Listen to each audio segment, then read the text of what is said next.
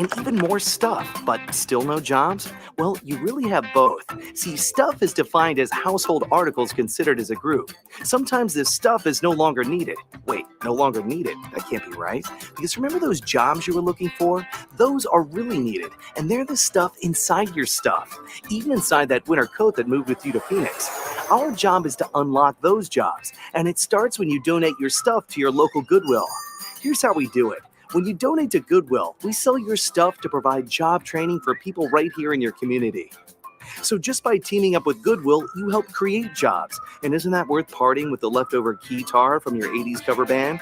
Goodwill. Donate stuff, create jobs. Find your nearest donation center at goodwill.org. A message from Goodwill and the Ad Council. Dear John, I was hoping it wouldn't come to this, but you've left me no choice. I'm leaving. Uncontrolled high blood pressure is really serious, and lately you seem to really not care. I've been there for you since day one, and I know you think I'm gonna keep ticking, but no, my friend, I can quit whenever I want. Why can't we get back to the good times, when we were more active and ate more healthy foods, and you checked on me every once in a while? Is that too much to ask? I don't want to leave, but unless you stop ignoring me, what else am I supposed to do? Remember, when I quit, you quit. Sincerely, your heart. Listen to your heart. Don't let it quit on you. Doing the minimum to control your high blood pressure isn't doing enough. High blood pressure can lead to a stroke, heart attack, or death. Get your blood pressure to a healthy range before it's too late. Find out how at heart.org/bloodpressure. Check, change, control. A message from the American Heart Association, the American Stroke Association, and the Ad Council. Hey, what's up, everybody? I'm Jason Derulo. I love that music connects to people all over the country. But unfortunately, so does something else. Childhood hunger. 15 million kids struggle with hunger right here in America. And yet, every year, billions of pounds of surplus food in the U.S. go to waste instead of going to the children in need. Feeding America is working to change this. The Feeding America nationwide network of food banks rescues this surplus of food to help provide meals to families in virtually every community in the United States, including yours. But they just can't do this alone. Join me in the fight against hunger in America. For more information on what you can do to get involved, visit feedingamerica.org. That's feedingamerica.org. Together we can solve hunger. Together, we're feeding America. A message from Feeding America and the Ad Council.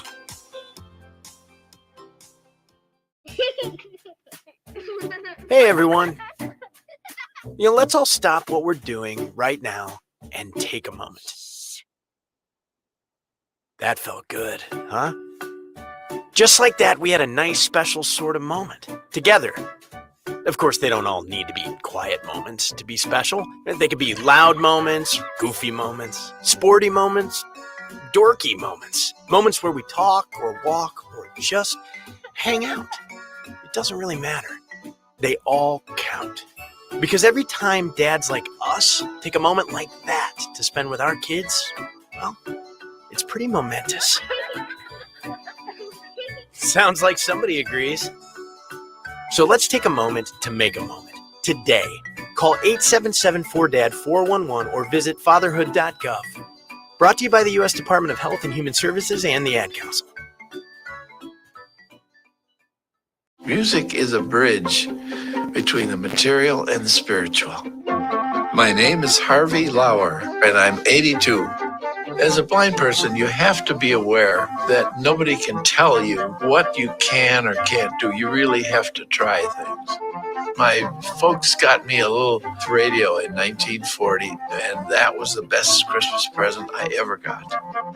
When I was 11 years old is when I started to play music, play the piano, and then the accordion, and then the cello. My wife, who was also blind, was a good cook. When she died, that's when I started Meals on Wheels. America, let's do lunch. It's Meals on Wheels. 1 in 6 seniors faces the threat of hunger, and millions more live in isolation. Drop off a hot meal and say a quick hello. Volunteer for Meals on Wheels by donating your lunch break at americaletsdolunch.org. This message brought to you by Meals on Wheels America and the Ad Council. Ranger Station, Ranger speaking. Hi, I'd like to report a bear hug. Uh-huh, okay. Well, We were building a bonfire, and I saw some, dry brush and leaves around, so, I said to move the bonfire somewhere else, and out of nowhere, Smokey Bear shows up and hugs me. So you noticed some wildfire hazards and moved your bonfire to a safer location.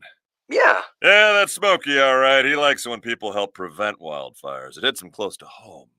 Not everybody gets the hug, my friend. So that's pretty special to get a hug from Smokey Bear. So it was him. Hey, guys, I told you it was Smokey. Okay, well, congratulations, my friend. And thanks for calling. There are many ways to prevent a wildfire. Learn how you can do your part at SmokeyBear.com. Only you can prevent wildfires.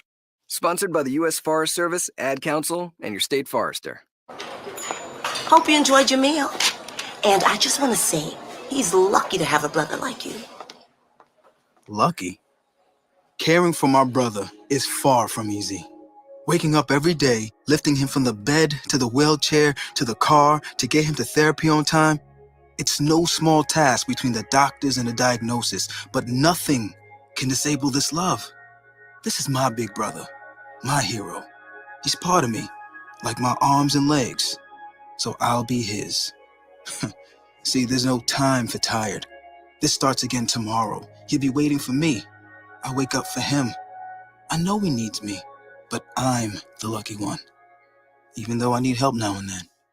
If you're caring for a loved one, visit aarp.org/caregiving for care guides and community, or call 877-333-5885. Caregiving Resource Center. Support for your strength. Brought to you by AARP and the Ad Council.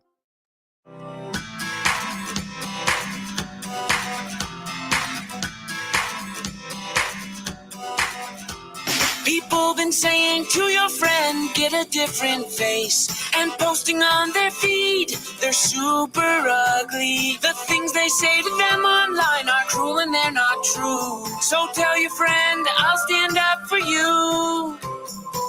Don't worry, I know what to do.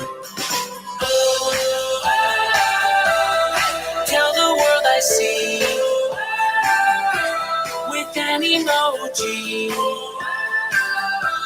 to stop the bullies. Know someone who's being bullied online? Send the witness emoji. It looks like an eye in a speech bubble, and it's in the symbol section near the clocks in your phone. You'll let the world know it isn't cool, and you'll let your friend know you care. Learn more about the witness emoji at eyewitnessbullying.org. Brought to you by the Ad Council. It may be hard to believe, but people just like you are already saving money. FeedThePig.org makes it easy. Their simple savings plan teaches you how to start saving without going overboard. So you don't need to mooch off your friends. You gonna finish that grape? You mean the one in my mouth? You don't need to stop buying the necessities. What you're smelling is a natural musk. Ew. You don't need to be a medical test subject. How do you feel? Mostly okay. Sometimes, though. You don't need to get a second job as a stuntman. We need a new stuntman. Let's break for lunch. You just need an internet connection. Don't get left behind. Start your personal savings plan with the tips and tools on feedthepig.org. That way, you don't need to sell your soul to the devil. $15 is the best I can do. All right, deal. Brought to you by the American Institute of CPAs and the Ad Council. It's the Worldwide Sports Radio Network. What are you talking about? No, it's not him. There is only one more. There is only one more. That's it. One more. Get her ass! No! They saw your team put up zero effort. Wake up! Remember in the old days, they used to have oxygen for them. Where's the oxygen? Play like absolute just garbage. This is the Sports Loudmouths. Yay! Man, can you keep it down? I'm trying to introduce here. With Errol Marks and Speedy Petey. You're not even a has-been. You're a never was. You're a never was. Week number 2 for the NFL. I know everybody's watching the game right now. The Chargers in Kansas City. This is going to be a fun one. That's for damn sure. As we see, suck for the duck, Justin Herbert versus Patrick Big Daddy Mahomes. 631-672-3108 is the number. You can go to our website at www.worldwidesportsradio.com. Download our app on iOS, WWSRN, or Android, Worldwide Sports Radio Network. Speedy, what's up, man? Well, they didn't have to suck too much. They just had to have a season where they were just hurt the whole time, and they were able to get the number 6 pick, and glad the Dolphins stuck to their tank for Tua plan. Otherwise, the Dolphins would have Justin Herbert, and the Chargers, who knows what Well, let's not attack Tua because Tua looked good week 1. We'll see if he could do that throughout this season against the better teams. Obviously, they played the Patriots. Nobody expects the Patriots to be a top-end team in the AFC. I think they're a borderline team. They're a middle-of-the-pack type of team. We'll see what they could do this week. But we will get into week number 2. We'll go through each and every game and our thoughts to every single game. This game could be the game of the week, and right now it's 10-7. Chargers, obviously Justin Herbert is outplaying Patrick Mahomes, but Patrick Mahomes just took it all the way down the field to score the first touchdown of the game for Kansas City. I think this is going to be a high-flying game. It was a terrible move by me starting the Chargers defense, so there you go. Anyways, at 10 o'clock, we'll be talking SB Nation, Niners Nation staff writer Jordan Elliott. He'll be joining us. We'll talk about the 49ers and the lack of offense last week from their rookie quarterback. So we'll get into what he thinks this team needs to do this week against Seattle, a team that they should knock off. But again, the Broncos were supposed to knock them off, and it didn't happen. But we'll get into that. Sandy Alderson steps down, not surprised, as the president of the New York Mets. Will stay with the team as an advisor. Obviously, he's very close with Steve Cohen.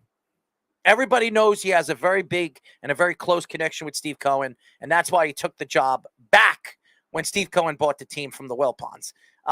He was only there for a little bit of time. We'll see where the Mets go. They are interviewing for positions, as Josh Silverberg was telling me. He was the first person to enlighten me on this, but enlighten me, I'm sorry.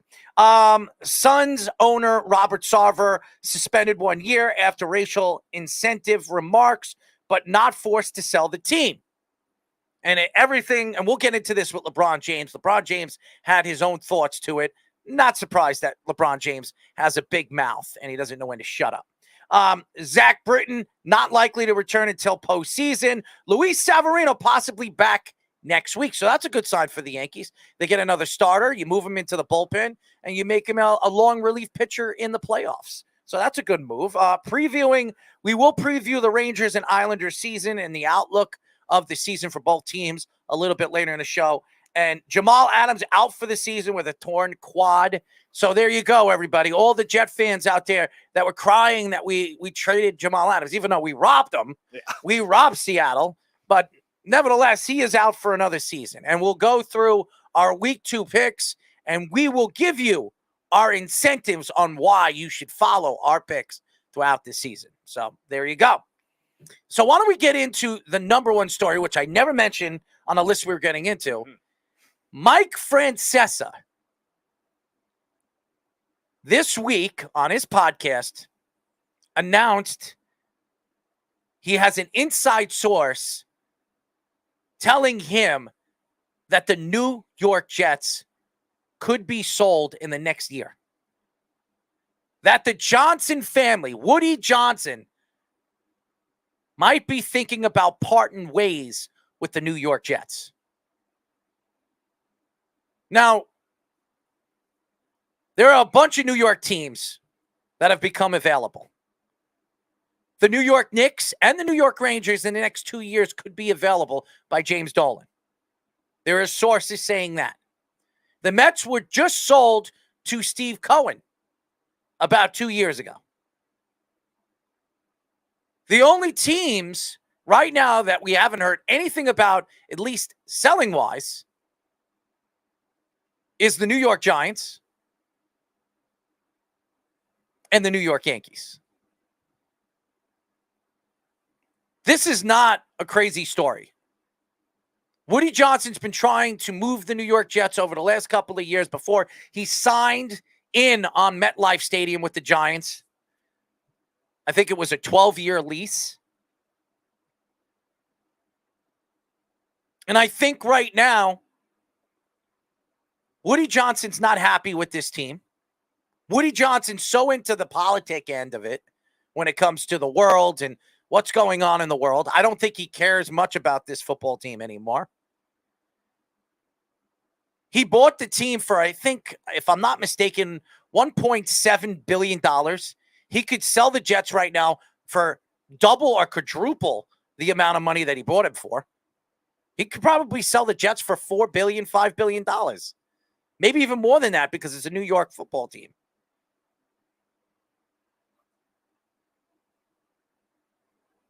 I don't know where this story is going to go as far as I'm concerned, but it is not a story if it came out of Mike Francesa's mouth. Because he knows a lot more than we do when it comes to the connections he's had and he's built with these organizations. The man has been in the business and the industry for over 30 years.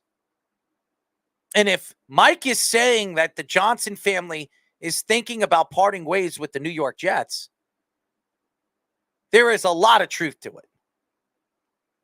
Now, is this a bad thing for the Jet fans? Probably not. The reason why Bill Belichick didn't want to take the job from the New York Jets, he was very close with Leon Hess. That was one of the reasons why he came on board with Bill Parcells' coaching staff. He liked Leon Hess. But then Leon Hess sold the team to the Johnson family, Woody Johnson.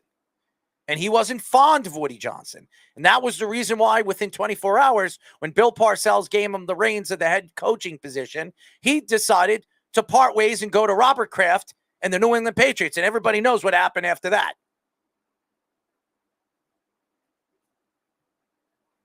I mean, if you sit here today, if you're a Jet fan, we don't know when this story is going to start to hit. And you're going to hear the Johnson family obviously going to move on with this team and this organization. I don't know how true or how long it's going to take where you're going to hear this story start to surface. But again, if Mike Francesa said it, there has to be a truth to it. Now, again, I think it has a lot to do, and it's not about money because the Johnson family is making money. You're an NFL owner. Just with the TV deals, you're making over almost $80 million just off the TV deals every single year. So it's a profitable team. The Jets are a profit for the Johnson family.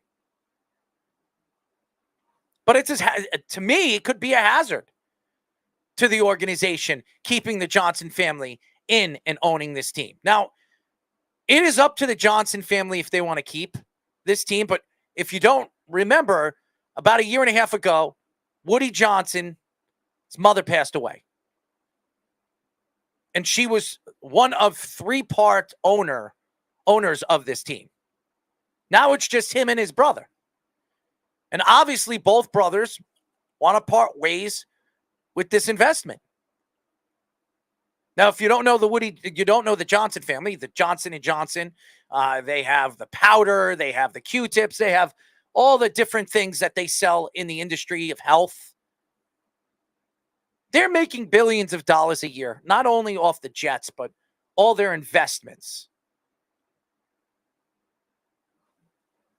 So when I heard this story, and I'm not surprised, I relayed this to Josh when we were talking about it, and he said, "What do you think about this?" I think this is a good thing for the Jets.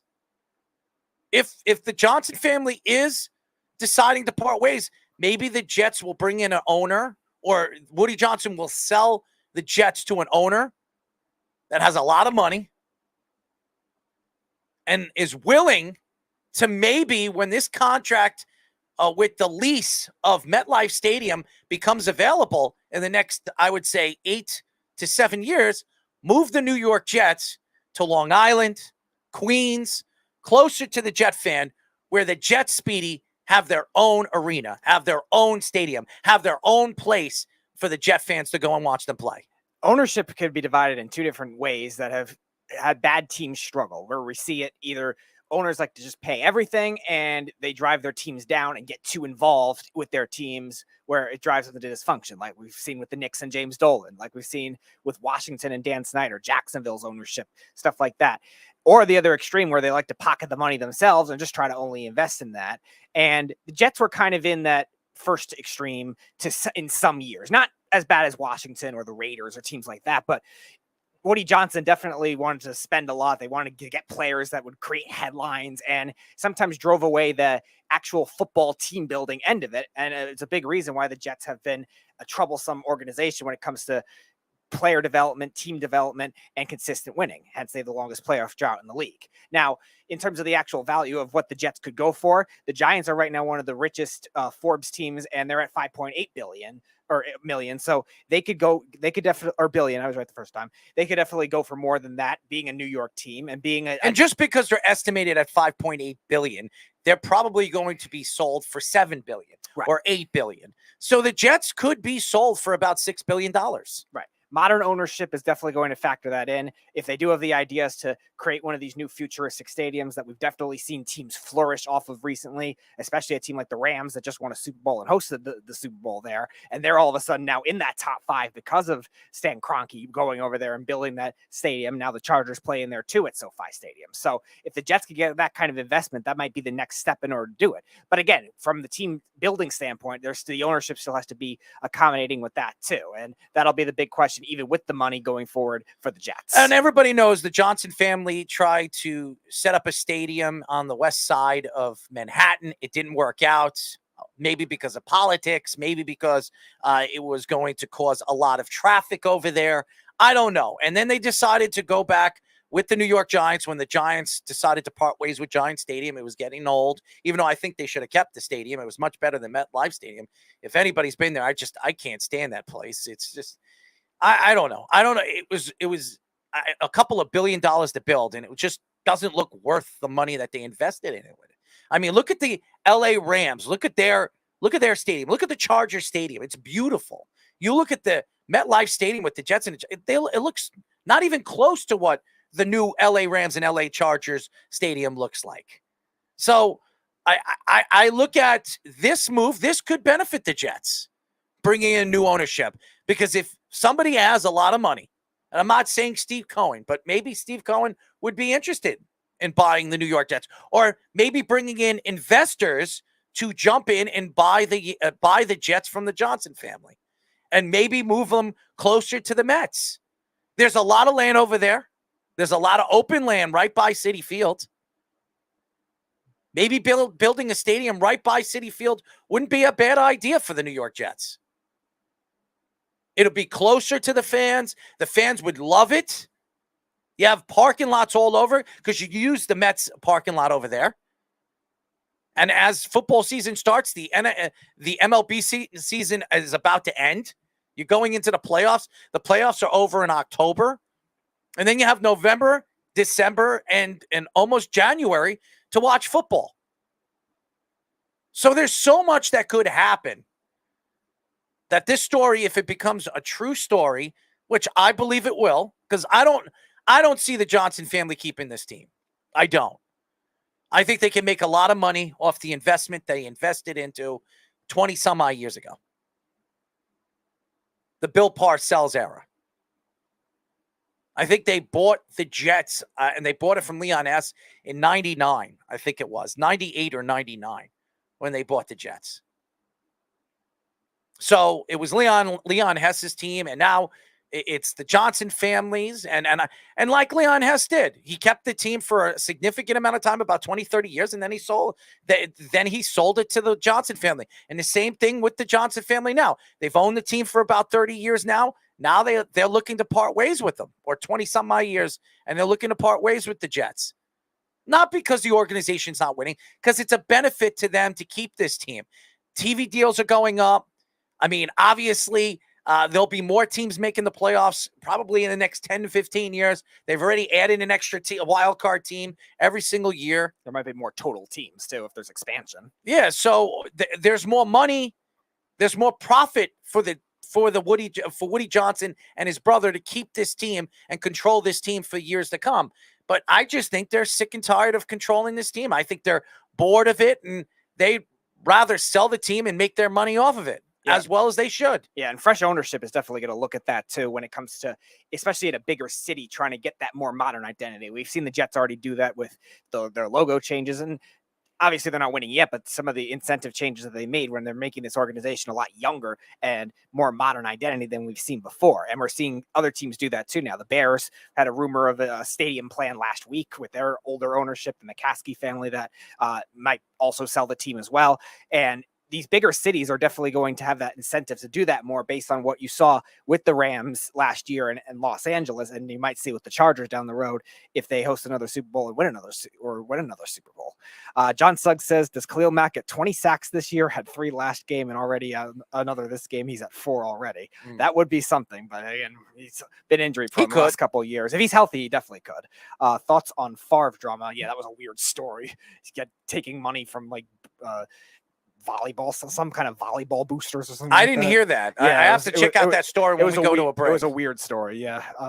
John, I'm not surprised Brett Favre is a part of some kind of crazy story. We all know Brett Favre likes to get himself into trouble doing stupid things, sending pictures of his private parts to women that don't have any interest in him. So I'm not surprised about this story. All right. It wasn't boosters. It was welfare funding for a volleyball stadium. And I definitely got to look at it. Favre was skimming funds from it.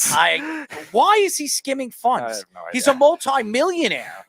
What is he skimming funds? I don't understand these athletes. They're making millions and millions of dollars. Now, obviously, Brett Favre didn't make Aaron Rodgers money, $15 million a year. I mean, obviously. But Brett Favre, in his career, probably made about 70, 80 million. Probably around that kind of money. How are you skimming money and stealing money from people? I mean, I've seen you in enough Levi commercials. Right. How much money are you making off of those commercials that you have to steal from innocent people that don't have it? Yeah, it makes no sense. Snug says, show me your lightning bolts. How about them Chargers? John Suggs with the lightning bolt emoji. Snug says, Sandy Alderson wanted to be named king of the Mets, but Stevie Cohen says there could be only one emperor. It's over. The Rangers hoist the cup. The king of coleslaw told me that they would win the next 3 in a row after they trade for Zeke. Why not? I'm sure he'd make a handsome profit. Well, Hal doesn't have anything better to do, so he's not going anywhere. No one cares about the Jets, not just Woody. I would love to see Kenny buy the Jets. If Kenny buys the Jets, they would get squared up quick. Yeah, they'd probably get some wax promotion in that case. Kenny's lucky he could buy water, okay? Kenny would never buy the Jets anyway. He's a Giants fan. If Kenny sold himself, he wouldn't be able to buy the Jets. Snug says it's hard not to be profitable in the NFL. Yes, I would be happy to marry anyone in the Johnson family that might be single and looking for a cat that's a cupcake enthusiast. Maybe the league should just buy the Jets. All right, Speedy, skip that. I mean, Snug's craziness. Look at Jerry Jones Stadium in Dallas. He hosts all the biggest sporting events, straight cash. I heard that Adam Gase is leading an investment group. Carl says McCaskies aren't selling the Bears. All right, thank you for that. I just heard about the stadium proposal, so I thought they were. Snug says, I love Brett Favre. He's a delightful train wreck. Carl says, skimming for double wides in Mississippi. Snug says, Brett Favre, Kyrie Irving, Jerry Jones podcast would smash all the records. And then Ben gives him a little more details. Favre got money reallocated from the governor of Mississippi and was donated to his daughter's college, used to build a volleyball stadium at his alma mater where she goes to now. The money was moved from the governor from the state welfare fund. Favre, in returner, agreed to appear at events for the governor to take pics and sign autographs. Okay, so it wasn't just giving money, but still, I don't know. I mean, that's a story, and I definitely have to look into that story before we talk about it next week. Maybe we'll speak about it on the Weekend Crunch. But I mean, getting back to this whole Jets thing, I'm not surprised that this story is starting to surface. I'm not. The question is, who's going to be interested in buying the Jets when they become and there'll be a lot of owners, a lot of people, multi-billionaires. This is when a New York team becomes available like this, especially a football team, there'll be owners and there'll be billionaires jumping on this. I wouldn't be so surprised if Mr. Amazon decides to jump on this, because this is a New York organization, this is a New York team, and this is a professional football team. So, and his headquarters are if I'm not mistaken, in New Jersey. So I'm interested to see what's going to happen when this story starts to surface, because like I said, if Mike Francesa is now making this a rumor, it's going to start to surface, because he's not one person that's going to bring up a story and it doesn't come to fruition. So, and who says it's just one owner too? It might even be multiple guys. Maybe Steve Cohen goes in for a little bit and then there's more. I just said that. Yeah. If Steve Cohen's interested in buying into this, maybe he brings a couple of his buddies in on buying this and moving them closer to Citi Field, where they could be, spotted in a place where Jet fans would be loving and having the opportunity to go check out their team every single weekend. Or every other weekend. Yep. Shout out to Annie McKay, first-time listener, for joining in the comments section. Snug also says, Brett Favre and I eat breakfast every Tuesday. He's super cool, but always steals the tips off the tables when he thinks no one is looking as we walk out. And then Carl says, all good points, Errol, but at the end of the day, they're still the Jets. And here's the thing. Just like the Knicks are the Knicks, it doesn't matter what they are and who they are as an organization. All it takes is an owner that is going to open up his pockets, just like the Johnson. They're open up the pockets, but nobody wants to play for him. No, if you've heard the stories, a lot of coaches don't want to play for the Johnsons. If you bring in a proper, like a Mark Cuban, right, a guy that a lot of people like and would play for, what does that do? That gives you the understanding that coaches, players, and so many different people, and you don't have to pay that Jeff tax that he always talks about, the New York tax, because the team stinks. Right. So if you bring in an owner like Bezos or somebody like that, or Mark Cuban, a big voice for the organization, it will draw players to want to come and play here. Right. And again, I was mentioning before too, Carl, we're not saying that they're the best run organizations just because they're the richest ones. I was listing Washington with Dan Snyder. I was listing the Raiders with Al Davis when he was there. The Cowboys with Jerry Jones. We were just talking about it yesterday. RJ Ochoa, when he was on the show, we were mocking Jerry Jones like crazy. We're not saying these rich ownerships are necessarily poorly run. Same thing with the Knicks. Same thing with the Giants. They're not exactly the best run teams. But no team is good, run very well. Really, there might be 5 teams in the NFL that are properly run. 5 right now. That's it. In basketball, there's about 7 properly run teams in basketball. In hockey, about 5. A lot of these organizations are not properly run. It's really luck of the draw, the way you draft, how bad your team is one year. You could lose. Look at Golden State. Right. Golden State was bad one year because of injury. Then they get in the top 5 and they get Wiseman at number 2 or number 3. That could solidify their team when they lose Steph Curry, or they lose, I don't know, Klay Thompson in the future, or they retire. Right. So it's all the luck of the draw. And that also has something to do with, the GM.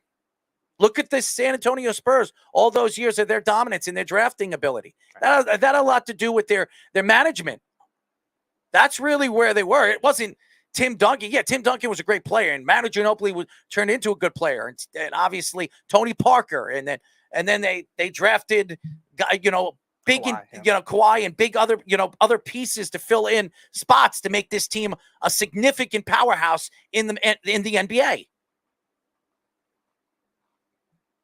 But it has to do with management. It has to do with how the company and the organization is run. Carl says Bezos and Wilson seen dining at I don't want to. It's and so Bezos stupid. owns them. All games are on Amazon Prime now. Absolutely. Yeah, the Thursday night games are all Amazon Prime. No, Carl. that's not what he's saying. If the Jets were bought by Bezos, it would be on Amazon Prime. Very possible. And probably true. Yeah. Probably true. Well, yeah, because you got to think when and if that does end up happening too, they're going to take over in terms of like the actual streaming, because it's going to be a main thing now. Now we'll see if it is for all the Sunday games too. It hasn't gotten to that point yet, but who knows? In 4 or 5 years, it might, with the way this is going. It's all about money, and right. Bezos has the money. And if he doesn't want to buy an NFL team, why not buy all the the TV deals right. for the NFL, where he's going to make money because everybody's going to be watching it on Amazon Prime. He's going to have a copyright on it too, I would imagine. There's going to be something where he's going to profit a lot big time for a guy that doesn't need the money. The man is a smart man, and he knows with the TV deals and the advertisements, he can sell the NFL Thursday Night Football. He can sell them for Sunday. He can sell them for any day. And eventually, you're right, it might be a pay streaming to watch the NFL. It might happen. It's going to happen probably. Yeah, and we're already seeing that with other streaming services too, with sports taking over. We've seen it a little bit in college football now too, between ESPN Plus and Peacock and a couple other ones too. These streaming services are going to take over, and why not have it do it with the NFL, which is the biggest sport by far in the United States? Why not? Yeah. So that's a story, and it's definitely going to surface here in New York in the next few months, I'm sure. I expect this story to really grow legs at the end of the season when obviously the draft comes around, combine, because if Zach Wilson isn't the guy, you're probably going to see a new GM. You're probably going to see a new coach. And maybe that will be the time where the Johnson family says, you know what, we're going to start over again. Let's sell the team as a whole. So I'm not saying that's going to happen, but who knows? Right. It could happen, though. We saw the Rams do that with Jared Goff that first year. It was the first year in LA. They wanted to buy the move. But then there's also teams like the Raiders that stuck with their quarterback despite moving to Las Vegas, when a lot of people thought they would trade Derek Carr and go for a quarterback in the draft to create a fresh new start, young quarterback type thing. Okay, so there is another story that I want to get into with football, and then we'll get into football a little bit later after our guest, because we're going to go through week 2 and we'll go through all our picks and our thoughts. I'm sure you guys are going to want to hear that. But Jamal Adams out for the season with a torn quad. And I've taken shots at Jamal Adams over and over again, ever since he pushed his way out of New York, wanted to go to Dallas.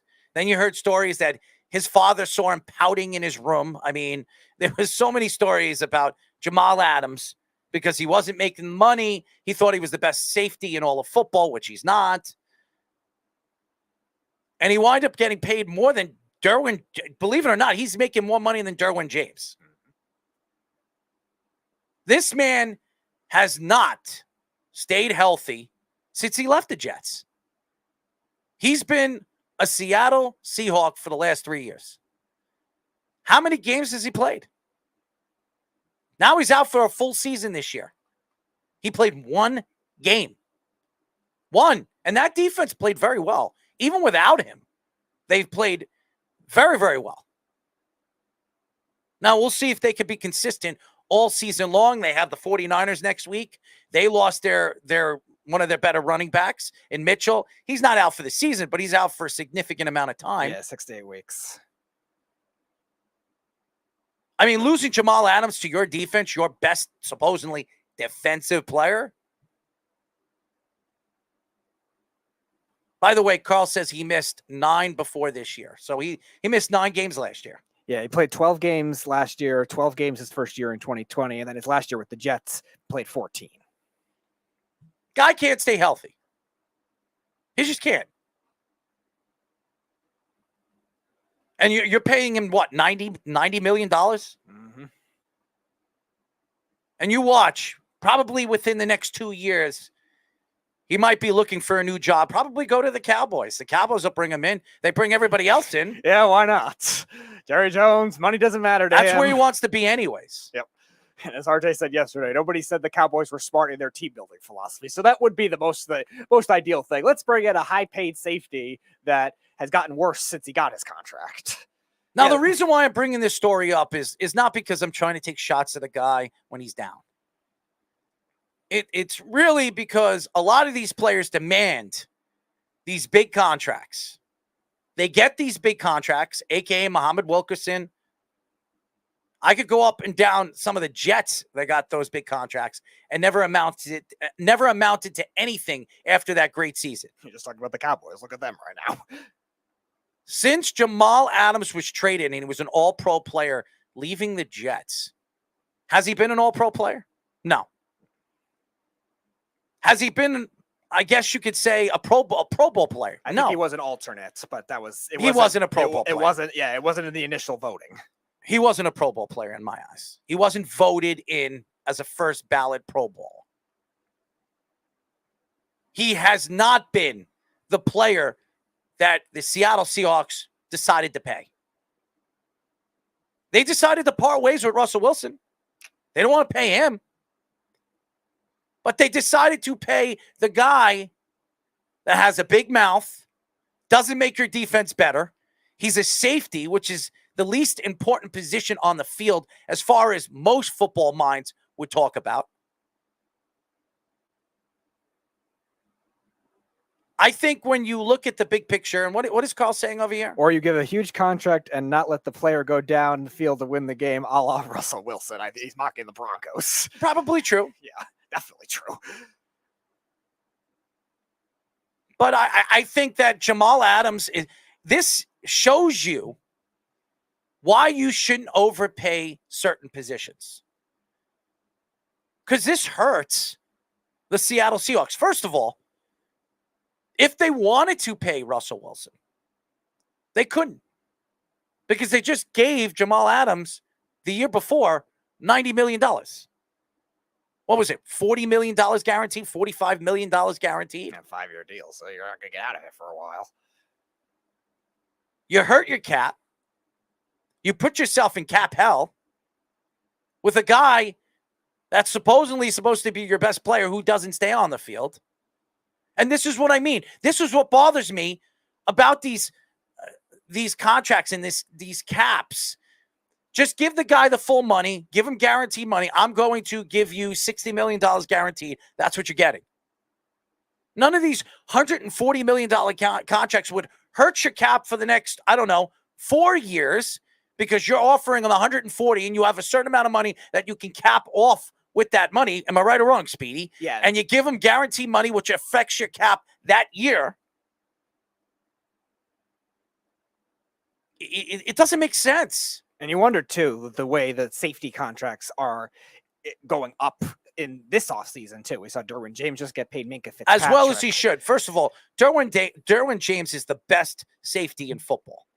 Now, Derwin James has also had injury issues too, but he's only had one, I would say, down season, whereas Jamal Adams has now had kind of 2.5 in a way, because now this year he's gotten hurt too. Well, Derwin James was hurt last year. That's Derwin James was hurt last year. He was a little down in 2019, his second season, coming back from the injury he suffered in 18. But beyond that, he's played fantastic beyond that. We've seen that with Honey Badger in his career too. He's had injury issues too, but he's played great pretty much every season because of that too. We haven't had that case with Jamal Adams yet, because Jamal Adams, since he's gone to Seattle, which is weird because Seattle's usually good with safeties, he hasn't been to that same level yet. And you wonder if that kind of thing is going to hurt the market. Cam Chancellor. Well, no, obviously not. But Seattle's always done well with even just duos of safeties in the past too, even before Pete Carroll got there. That's always been a strength of their development. But it's weird to see Jamal Adams go there and not be able to flourish. But even now we're seeing with the other high-paid safeties, Jesse Bates now looking for a big contract. Minkah Fitzpatrick's got a big contract with the Steelers. So far, they've lived all those guys are better than Jamal Adams. Right. And Minkah had a bad year last year too, and he was trying to negotiate for the contracts too, but so far played very well against the Bengals in week 1.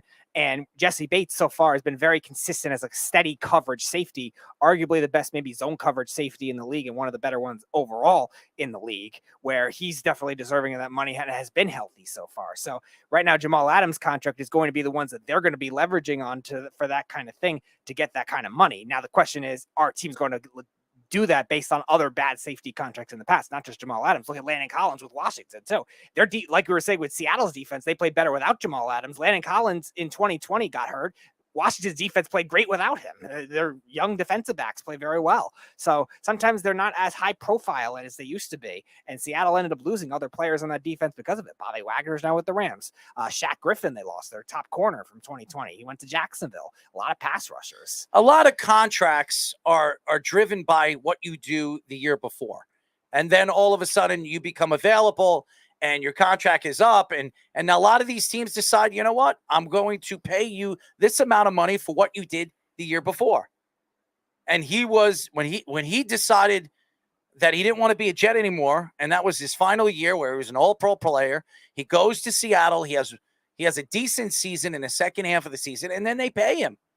And now you put yourself in cap hell for the next 2 or 3 years. If you decide to part ways with him in the next year or two, you're still going to be in cap hell because of the $90 million contract you gave him for the 5-year extension. Right. So it definitely affects teams. And you have to look at these contracts to affect you. You have to make sure. And again, you have guys like Aaron Donald. You have to pay him. You have to. You do. And then you look at guys like all the superstars that we talk about, the quarterbacks, the Aaron Rodgers of the world, and and the Tom Brady's.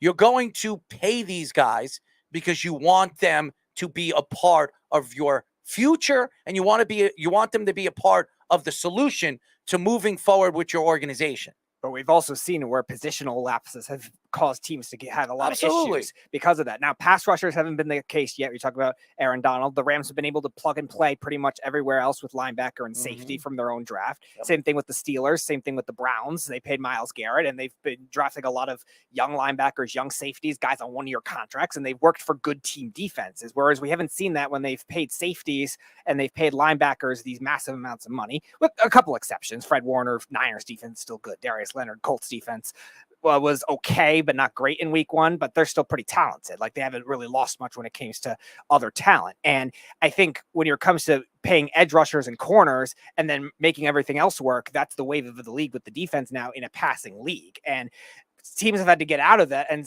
other teams are still stuck with it. Look at the Rams when they paid Todd Gurley, how long it took for them to get out of that contract, but they were able to make it work. And since then, they've been able to pay everyone else and get more. They got Bobby Wagner this offseason. So some teams have made it work, and then there's others like the Cowboys that are still stuck with that and are not going to be able to get out of it for a while. And same thing with the Seahawks. So that's what I wanted to get into as far as I'm concerned with these contracts and losing a player of Jamal Adams' ability. And he's still a good safety. Is he a top 7, 8 safety in football? I believe he is. Is he a top 5? I don't know. No, I wouldn't say anymore. I don't think so. And he definitely got overpaid. And that you have to look at with the Seattle Seahawks, because they had to make a choice. Are we going to overpay the safety that we traded 2 first-round draft picks and I think a second, I think it was a third-round draft pick, and traded away our future? Or, by the way, the reason why they traded probably Russell Wilson was, 1, they couldn't pay him, and 2, they had no first-round draft pick. So they traded with the Broncos. They got their nice 9th pick, the pick before the New York Jets pick, which they traded away for Jamal Adams. And they added a couple more first-round draft picks. Next year, they're going to have 2. So Seattle is going to be able to build from that.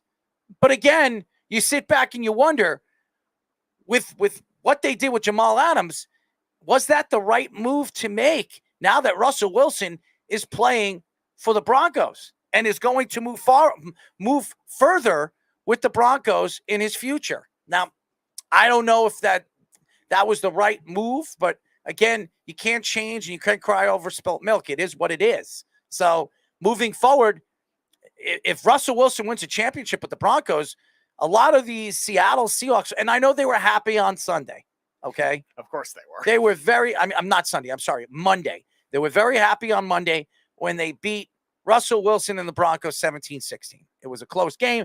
Geno Smith played pretty good for a backup quarterback who was drafted by the New York Jets. But is he going to be able to do that all season? Is he going to be Russell Wilson-esque every single week? Russell Wilson had a decent game. I think he forced the ball in certain places he shouldn't have. But again, he threw 1 touchdown, but 338 yards. Right. So is Geno Smith going to be able to do that week in and week out? I don't think so. And that, to me, is a problem, because you're going into the offseason. You did win a game, and you want to lose as many games as you can because of the stock of quarterback in this year's draft. And most of these quarterbacks are going to be drafted in a top 10. I mean, they're saying there's 6 quarterbacks could be drafted in the first round. 5 of them could be drafted in the top 10. And you want to be in that top 10 if you're looking to find a franchise quarterback. Well, they have 2 first-round draft picks, so they can move up and possibly get in the top 10. Right. They have 2 first-round picks, and there's a large crop of quarterbacks. So assuming they're as bad as everybody thinks they're going to be, that would be the case. But you wonder if, again, that kind of thing, they're pesky and stealing random games, because they do it in division too. They swept the 49ers last year, and they hung tough with Arizona. Like, they've had certain stretches. Remember when the other year they were bad in 2017 too. They got swept by the Rams, but they kept Arizona out by sweeping them when Arizona was a close playoff team that year. So you wonder what they could do with just the random peskiness of Pete Carroll. No, Carl, I am not getting any underwear out because I didn't pick the Broncos this year in the playoffs. By the way, the Broncos did fumble the game away. Yes, they did. Of course. A lot of mistakes, but that had a lot to do with the defense and the goal line stand that the Seattle Seahawks really laid the smacketh on the Broncos. The Broncos defense did not look good. No. They didn't. Now, I like Surtain. I do. And he played very well when he needed to in that game, especially against a great wide receiver like DK Metcalf. And I, besides maybe one or two catches that DK made, Surtain showed you why he was a top first-round draft pick. All Metcalf's catches were short, too. Yes. 7 catches, 36 yards. So, but he made 2 really good grabs, too. Yeah, tough ones. But again, that's Surtain had good coverage on a lot of those, too. Like, DK Metcalf's route running cuts did not beat Surtain in that one. Surtain, if he got beat, it was really tough coverage. Or I think one guy had a tough sideline catch. It was their third receiver. I don't remember his name, their rookie. But that was really it. Carl says, Speedy, you worried about the Mets? They just got swept by the Cubs. DeGrom getting out-dueled by farmhands. Yes, Carl, I mentioned that yesterday. I am concerned about the Mets because they have literally 2 lefties and they can't hit. So, yeah, I mentioned that yesterday. Speaking of the Mets, a story came out that Sandy Alderson today was stepping down as Mets team president and will stay with the team as an advisor. Now, I'm not surprised about this because we've been hearing this for the past year and a half. The only reason why Sandy Alderson came on again with the Mets to take over the president duties was because Steve Cohen was very close with Sandy Alderson when the Wilpons owned the organization. If you remember, Steve Cohen was going to come in as a partner with the Wilpons and then eventually take over the team a couple of years later. But he didn't want to do that because he wanted to make the choices of where this team is going. So what did he do? He eventually had the opportunity to buy the Mets, and that was when Sandy Alderson stepped down, and then he decided to bring Sandy Alderson back because they're buddies. Now this team is starting to play and starting to win, and Sandy, I believe, with all the cancer problems he's had over the last couple of years and the health problems that he's had, I think he wants to step down. I think he wants to step away from baseball. And being just an advisor is the reason. It really just gives a reason for Steve Cohen to pay him. That's really what it is. Steve Cohen decided, you know what? We want to keep you on. You don't really have to do anything. I'm going to pay you for all the time and the help that you gave me to rebuild this team with Epler. That was it. Now, where do the Mets go?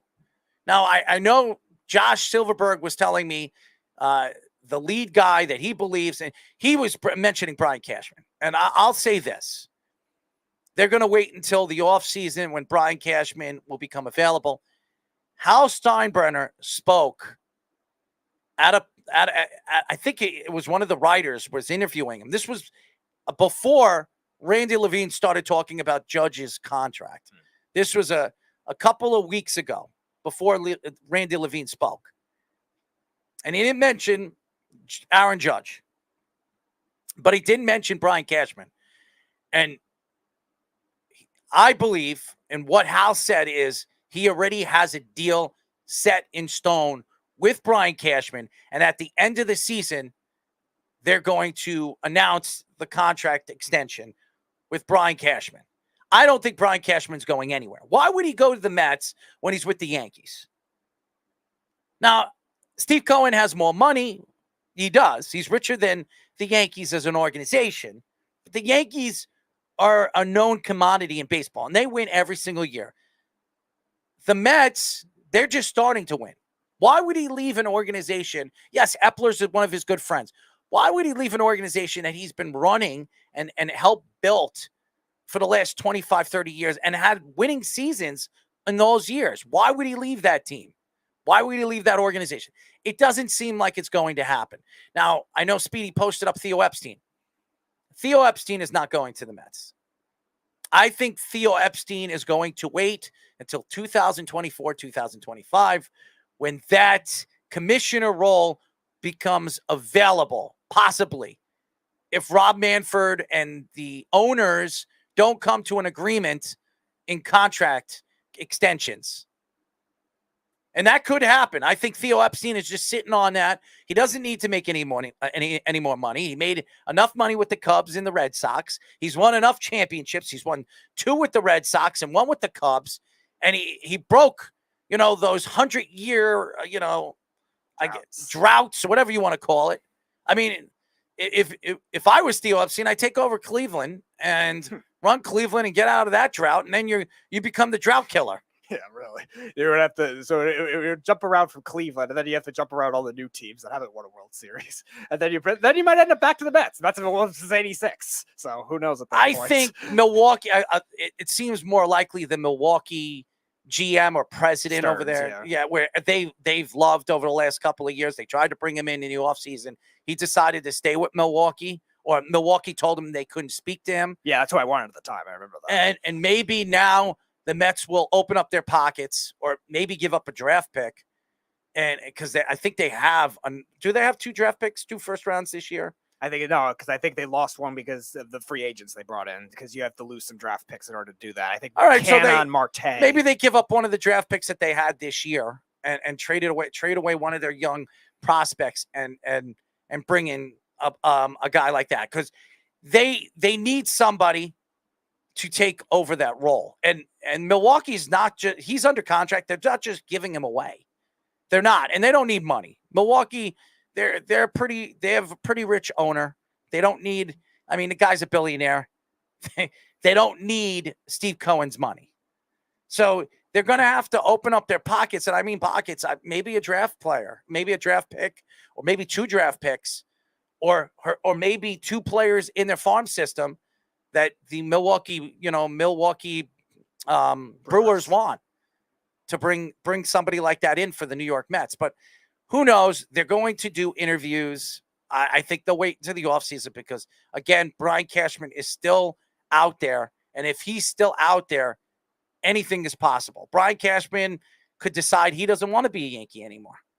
That could happen at the end of the season. So, but that's why Josh is saying, if I were the Mets, I would sit back and wait until the offseason and see what Brian Cashman decides to do. Which I think he's right on. I don't mind him trying for Brian Cashman. I don't think he's going anywhere either. I think the Yankees will do whatever they can to keep him too. But it doesn't mean the Mets' process of going after Brian Cashman, who's been so good for so long, is a bad idea. Now, obviously, as a team president role, he's going to have a lot more power with that kind of thing too. Now, Epler's still going to have the player management, but Cashman's going to have incentive or influence on those decisions too. So if that ends up being the case, the process by the Mets is not bad in terms of going for that. As far as David Stearns, if that ends up being the case, or we've heard the Dodgers guys as well, being guys that they liked last year too, 2 of their executives as well, you wonder if that kind of thing to upgrade to a team president could be a bigger incentive if they do want to trade away either those draft picks or those players. I'm not really sure how it works in baseball in comparison to other sports. I know we were talking about it yesterday in football. If the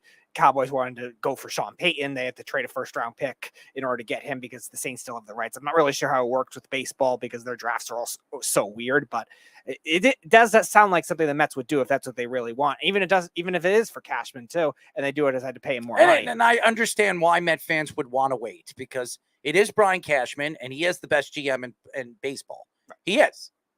And nobody could argue that. Brian Cashman is the best GM in baseball. And if he becomes available and you can bring in the best GM in baseball to help run your organization moving forward to trying to win multiple titles, because that's what Steve Cohen wants to do, then I applaud them.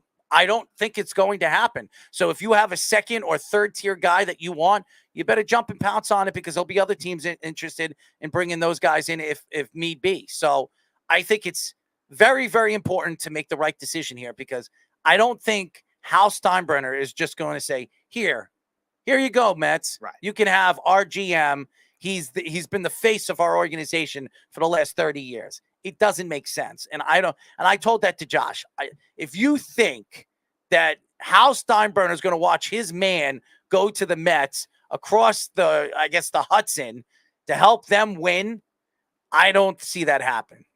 Carl says Cashman or Epstein. Well, Epstein seems more likely because he's unemployed. Who do I think is better? Is that what he's asking? I'm not sure. Or is winning wise, I would say they're both winners. Yeah. Winning consistently, Brian Cashman. The guy's won consistently for over 30 years. How many GMs in any sport has won in 30 years? There's no team in history that's done it but the Yankees. Yeah. So who would I rather? I think Theo Epstein's very good at drafting. He's very good at finding certain players and building through a roster through a draft.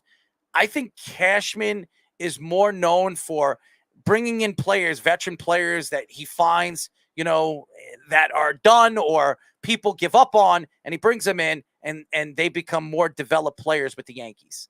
He's done that before, and he's drafted very well too. Right. I mean, Aaron Judge, Robinson Cano, he drafted some really good players. I mean, pitching has been a big problem for Brian Cashman. It's been a big problem for the Yankees. He did draft Garrett Cole, and he decided to go back into the draft. Decided to go play college ball in UCLA because that was his plan, to play college baseball. Won a championship over there, College World Series. But he was drafted by the Yankees. The Yankees drafted him in the first round. Mm-hmm. Then he became the number one pick a couple of years later with Pittsburgh. So who would I rather? I don't know. It's a coin flip. Yeah, it depends on the incentive. You wonder with the organization too, because we've seen Theo Epstein do things pretty fast. If I were the Mets, I would want Brian Cashman. Yeah, he's been in there. He's been with the Yankees long. He's been a part of Epstein's taken a step back. He's not really part of the baseball personnel right now. He's sitting back. He's hanging out with his family. He's just chilling, working for Major League. He is working for Major League Baseball, right, but he's not working as a GM. He's not working as an assistant. So I think taking a step away from baseball for a couple of years, I think it doesn't affect Theo Epstein. He's a smart man, but I think I would rather the guy that's been in that role for the last 30 years. Yeah, you wonder like losing touch in terms of the actual the analytics, the statistics of going after the players too, where with the Cubs, he had some bad contracts, yes, but still was able to get a lot of good players over there, draft well, develop well, made fantastic trades to get a lot of their core pieces on that World Series. And by the way, I do like Theo Epstein. So any of the people out there that think I don't like Theo Epstein, I love Theo Epstein. I think he's a great mind, great baseball mind. I just think right now, for what Brian Cashman has done consistently, I'm sorry to cut you off, Speedy, I would push still with Brian. I would wait and see what Brian Cashman decides to do before you do anything. Because if Brian Cashman says, you know what, I want to test the waters, I want to see what's out there, you know damn well the Mets are going to pounce on it. They have the money. They have Steve Cohen. He'll say, I'll double your money. I'll double your salary. You come over here. You become the president of this organization and help us win for multiple years. And you will become a god here. Right. And I think that's why I would agree with you on the Mets' preference probably would be Cashman over Epstein. I'm not saying that would be the case for every team, just because I think Epstein has done very well in terms of free agency. I think Epstein's done very well in terms of those types of drafts. And Brian Cashman's done well, I think, in terms of getting the gems. And I think the Mets have been lacking that for a while. Yeah, they found some here and there, but not a lot like the Yankees have. And I think that could be the next step because they have the money already. They have the big contracts and they have a core that's pretty good. Now they're missing some areas, like I say, with the lefties, especially, and some pitching depth, understandable, but the Mets have built a pretty deep roster. And I think that because of that, you're looking at a case where I think Cashman would be that guy to fill in some other gems if it's happening. Like I said, I don't think it's going to, but why not if he is available? If he becomes available, you definitely have to pounce on it and try to bring him in. And I think the Mets will. I just don't know if it's going to happen because I believe Hal Steinbrenner already has a contract in line for Brian Cashman to come back for another 4 to 5 years. Yeah. I expect it. And everything that I've read, Hal already said that there will be an announcement at the end of the season on the extension for Brian Cashman. That's their number one important position to move forward with is bringing Brian Cashman back. Right. Then they'll worry about Aaron Judge, which we all heard Randy Levine and what he said in the podcast. If teams are going to try to outspend or out-pocket us, that's not going to happen. It's not going to be because of the money. They're going to give him a good offer. It's up to Aaron Judge if he wants to stay or he wants to go. Right. You're going to want Brian Cashman in those negotiations too with Aaron Judge too. You don't want to have to leave it to a new GM to put pressure on him and say, all right, here's the first thing to do. Let's negotiate with the American League MVP and try to get him back. That's going to be a lot of pressure for that. That's pretty funny, Carl. Yes, Carl says, Tyler would be knocking over the food tray to get at this take, Errol. Yes. Yeah, absolutely right. Yeah, we know, because Tyler doesn't like anything about the Yankees front office. He's so stupid. Tyler Harrison has a problem with Brian Cashman. For what reason? I don't know. He says player respect, like he has an issue with him because of that. Player respect. Like a lot of the Yankees went out on sour notes, he says, because of Brian Cashman, or he mistreated him. I forget the exact terminology, but a lot of Guess what? You're making millions and millions of dollars. You're complaining because the GM is trying to save a buck for the organization because that's his job. You're going to attack him for that? Or then you don't know how business is run. That's the way business is run. You're trying to save him. And it's not because of the superstars, because, listen, he's overpaid Jacoby Ellsbury, and that was a big mistake. Because he decided not to keep Robinson Cano, he's sour. Robinson Cano was a garbage player when he went to Seattle. He had one good season, and he couldn't stay healthy, and then the steroid story came out. Then he played with the Mets for a little while, and he was garbage there too. He was never the same player when he left the Yankees. Never. Right. Before we go to break, Carl also says the Amazon Prime StatCast view is pretty sweet. They give you real-time routes. Yeah, well, they do the next-gen stats. Amazon was the main founder of that kind of thing with next-gen stats in football and in baseball, too. Tyler expects respect because the Grubhub drivers show him respect Probably for the true. large tips. You know, it's so interesting. I haven't heard from Tyler at all. And I've always wanted Tyler to stay on this show because I think he was a really cool piece to this show. I mean, the arguments, the stupidity that came out of his mouth. I think Jeff scared him away. I really do. And if anybody hasn't seen Tyler over the last couple he changed his name to TJ Harrison. In his Facebook, on his Twitter, on his Instagram, it's not Tyler anymore. It's TJ. Yeah, his middle name is James, same as mine. And that's my brother's middle name too. Okay. And here's another thing. Tyler shaved his head. Tyler doesn't have hair on his head because of Jeff. Because he called him, what did he call him? I forget. On Robin Hood. What is Friar Tuck? Yeah, Friar Tuck. He called him Friar Tuck with the yarmulke on his head, or Ginobili, or whatever the hell he called him. Yeah. No, Friar Tuck, that was the one. Yeah, but I feel bad for Tyler. Tyler is in his own little world. Oh, yeah. I think. We knew that. When we come back, we'll be talking to SB Nation, Niners Nation, staff writer Jordan Elliott here on the Sports Loudmouths. You're listening to the Worldwide Sports Radio Network. Of course my kid's in the right car seat. Well, I think he is. Yeah, my kid's in a booster seat. He was ready to move up. He is ready, right? Her car seat looks like the right size. There are probably rules on when to move up to a booster seat, aren't there? Rear facing, forward facing. I think I have it right. Car crashes are a leading killer of children 1 to 13. Are your children in the right car seat for their age and size? Don't think you know. Know you know. Go to safercar.gov/the right seat. I know my child's in the right car seat, or else I wouldn't get in the driver's seat. Brought to you by the National Highway Traffic Safety Administration and the Ad Council. You're listening to the Worldwide Sports Radio Network. This is the Sports Loudmouths. We are back, ladies and gentlemen. As you know, this is the Sports Loudmouth. 631-672-3108 is the number to call. Go to our website at www.worldwidesportsradio.com. Download our app on iOS, WWSRN, or Android, Worldwide Sports Radio Network. I don't know if anybody's watching this game. I'm sure you are. This is supposed to be the game of the week, and why not Thursday Night Football? First game on Amazon Prime of the year. And it's the Chargers and Kansas City Chiefs, the two best teams, some people think, in their division in the AFC West. And why not? The Chargers leading 17-7. So this is going to be a fun game all the way to the end. And hopefully the Chargers win so I can stop listening to these Kansas City rejects, okay? But that's just Hey, me. Wes is at the game. So you have to Is embrace Wes at that. the game? Yes, he is. I sent him the game. So maybe he's watching the show while he's at the game. Yeah, he's at the game. Yep. Well, good for Wes. I mean, he has a child now. What's his kid's name again? It is Quinn. Quinn, that's right. And his wife is a singer for the Phil Collins band. That's right. And she goes to Chicago this week, so I'm sure he's trying to get away a little bit so he enjoys some time away from his son. I'm just kidding. I'm just kidding. I know he loves his kid. Anyways, why not bring on our guest? We are now talking to SB Nation, Niners Nation, staff writer Jordan Elliott. Jordan, what's up, man?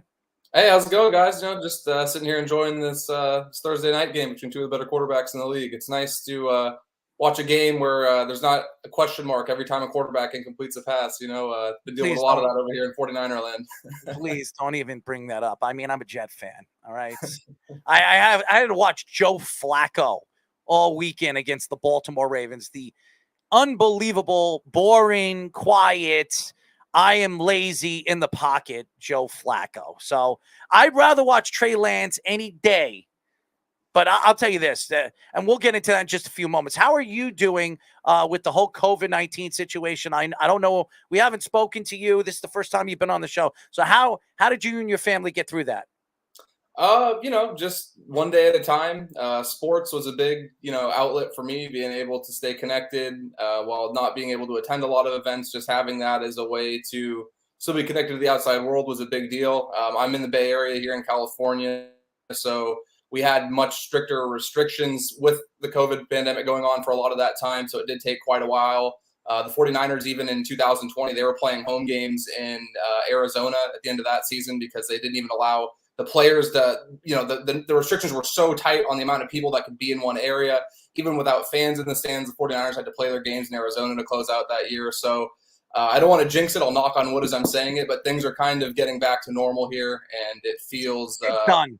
COVID is done. It's done. It's like the flu now over here. Nobody even cares. Oh, if somebody had COVID the other day, it's like 5 days and they're back into work. Nobody even cares anymore.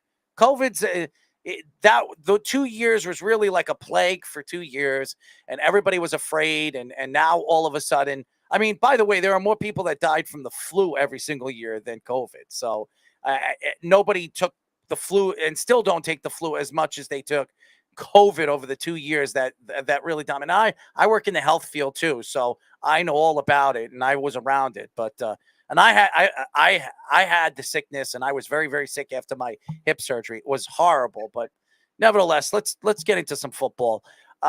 Let's get into Trey Lance, because right now, and by the way, another touchdown by Patrick Mahomes. I'm not surprised. Who was that? Sky Moore? No, I'm not sure. Watson is his last name. I'm thinking it's another tight end. I'm not sure who that is. Congratulations. 84, so it is. What is this? Not true on the flu versus COVID fact? Yes, it is, Carl. Just so you know, Carl, last year, go look at how many people died from the flu to COVID. I'm talking about worldwide. Worldwide, not countrywide. Worldwide. There are more people that died from the flu than COVID last year. And you can check that out, because I know, because I was at a seminar this past, December of last year, and that's what they were talking about. But nevertheless, Trey Lance, okay, he did not look good in game number 1. Now, I know it was raining in Chicago. It was disgusting. And, Justin Fields didn't look good, and they lost a running back in Mitchell. That definitely affected the way Trey Lance played in the game. What were your thoughts to Trey Lance? Do you think Trey Lance is going to figure things out, or do you believe that this could be very much Jimmy Garoppolo's roster again in the next couple of weeks? I expected it to be kind of the way it went with Trey Lance. I thought that he didn't play terribly. I don't think he, was outstanding by any means, but after having a chance to go back and watch the coach's film and really dissect it in a way where I had time to break down the game rather than just the initial reaction after, I thought he played well, considering the context that it's his third NFL start and that there would be some time for him to gel, and it was going to take a little bit of time to work out some of the mechanical things and get adjusted to being the guy at this level. So my takeaway is just that it's going to take some time, and I think the 49ers made a firm commitment to the roadblocks and speed bumps that are going to come with having a young quarterback.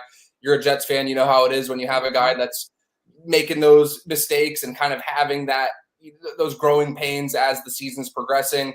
I think that 49ers are banking on the roster around him being so strong that they have a little bit more room to get away with maybe missing a receiver, or having an incompletion, not sustaining a drive, knowing that their defense is so good that it's going to allow them to stay in games. And I just think that at this point, I didn't watch that game and come away from it going, if Jimmy Garoppolo started that game, I think they would have won. I understand why Jimmy Garoppolo started towards the back end of last season, particularly when there was an injury that Trey Lance was dealing with that they kind of kept under wraps. So I think that as of now, the commitment is to the future, and the 49ers, it would take something drastic for me to see them making a change. The only way I could see that really happening is if Trey were to have to miss some time because of an injury, and if Jimmy stepped in and they were just clicking on all cylinders, then it might be a situation where Kyle Shanahan's just going to ride the hot hand. There was a similar situation almost a decade ago with Alex Smith and Colin Kaepernick where that happened, where once Cap came in, even though Alex Smith was having a fine season before Kaepernick came in to replace him when he was injured, Harbaugh, that was the quote, I'm sticking with the hot hand, and that would be more of the outcome that I would see. I don't think it's going to be a situation like Trey Lance could go out and throw 4 interceptions this weekend against Seattle. I don't think the Niners are going to pull the plug on him.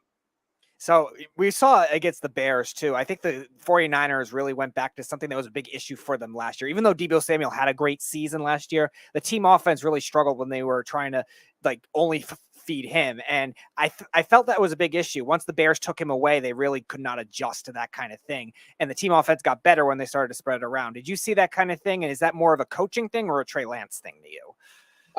I think it just comes down to, again, there's going to be some growing pains and some, Brandon Ayuk, they had a big third down that got called back because Brandon Ayuk pushed off on an out route that, he probably really didn't need to. And if he could take it back, I'm sure he would have.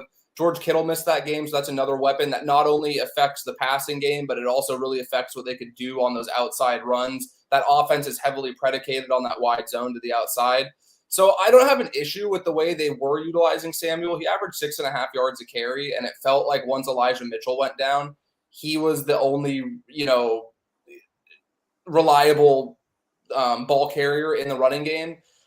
The thing that I would watch going forward, though, is how are they going to be able to adjust to playing from behind? Because that's when I thought things really got out of hand. And yes, a lot of it had to do with once they were trailing and had to throw, the sky opened up and it started raining much harder than it had been earlier in the game. But I feel like the offense as a whole, even if the conditions were good, it's more tailored to control the ball, run a lot. We saw a lot of these different looks where Trey Lance is running the zone read. He had 13 carries on the day himself.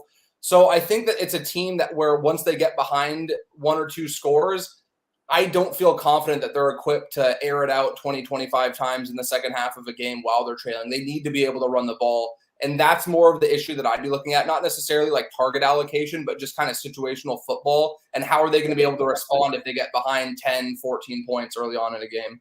We are talking to SB Nation, Niners Nation, and staff writer Jordan Elliott.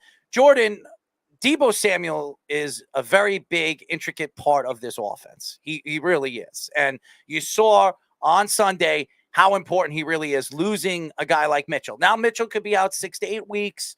And yes, they have a pretty good running back, system, and they have a bunch of good young running backs right there. But they're going to use a lot of Deebo Samuels now as their top running back / wide receiver.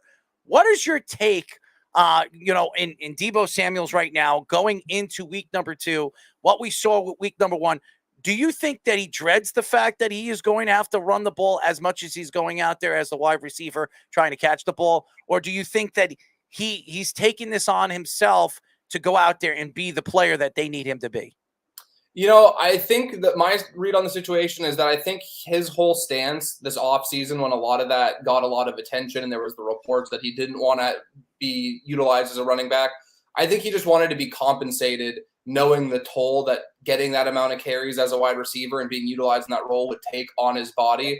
And I think now that he not only has the guaranteed money he got, but he also has rushing incentives built into his contract, I think he's more than okay with it. I think, again, it was just something that I think a lot of NFL players need to do, which is to look out for their own best interests. And I think that he was just coming from a standpoint of, hey, if you want me to run the ball 10 times a game, I'll do it, but I expect to be compensated in a way that's going to protect me in the event that I should miss time due to the wear and tear that having that kind of workload will take on a player like me. So I think that's kind of my read on it. And it seems like he, is willing to embrace that. They coined it the wide back last year, that kind of role. And it's really hard to envision the offense without him doing that, because even when other teams kind of know it's coming, he is so dynamic with the ball in his hands. And it's not just that he's, very physical and he runs with a lot of power. His ability to take certain angles around the edge on these outside zone carries and just his ability to navigate in traffic is so special that I think it's at the point where how dynamic he is with the ball in his hands. And yes, you'd like to see him get the ball in some screens and some slants and some balls downfield.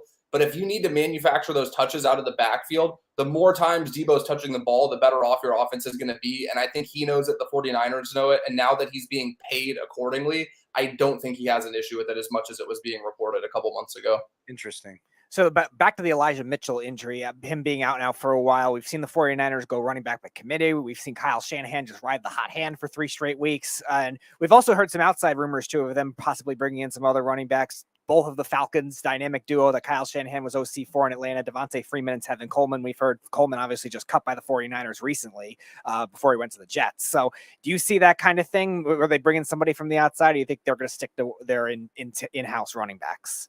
So they signed Marlon Mack to the practice squad a couple days ago. I don't expect that he would have a heavy workload or even be called up necessarily this week, but he's a veteran who gives them a reliable presence, because beyond Jeff Wilson Jr., who I expect to get the lion's share of the work, it's going to be Ty Davis-Price, their 3rd-round pick out of LSU this year, and then Jordan Mason, who's an undrafted rookie out of Georgia Tech, who was really, really impressive during training camp. I'll be honest, I was there for the majority of the training camp practices, and I thought he was the most impressive back day after day.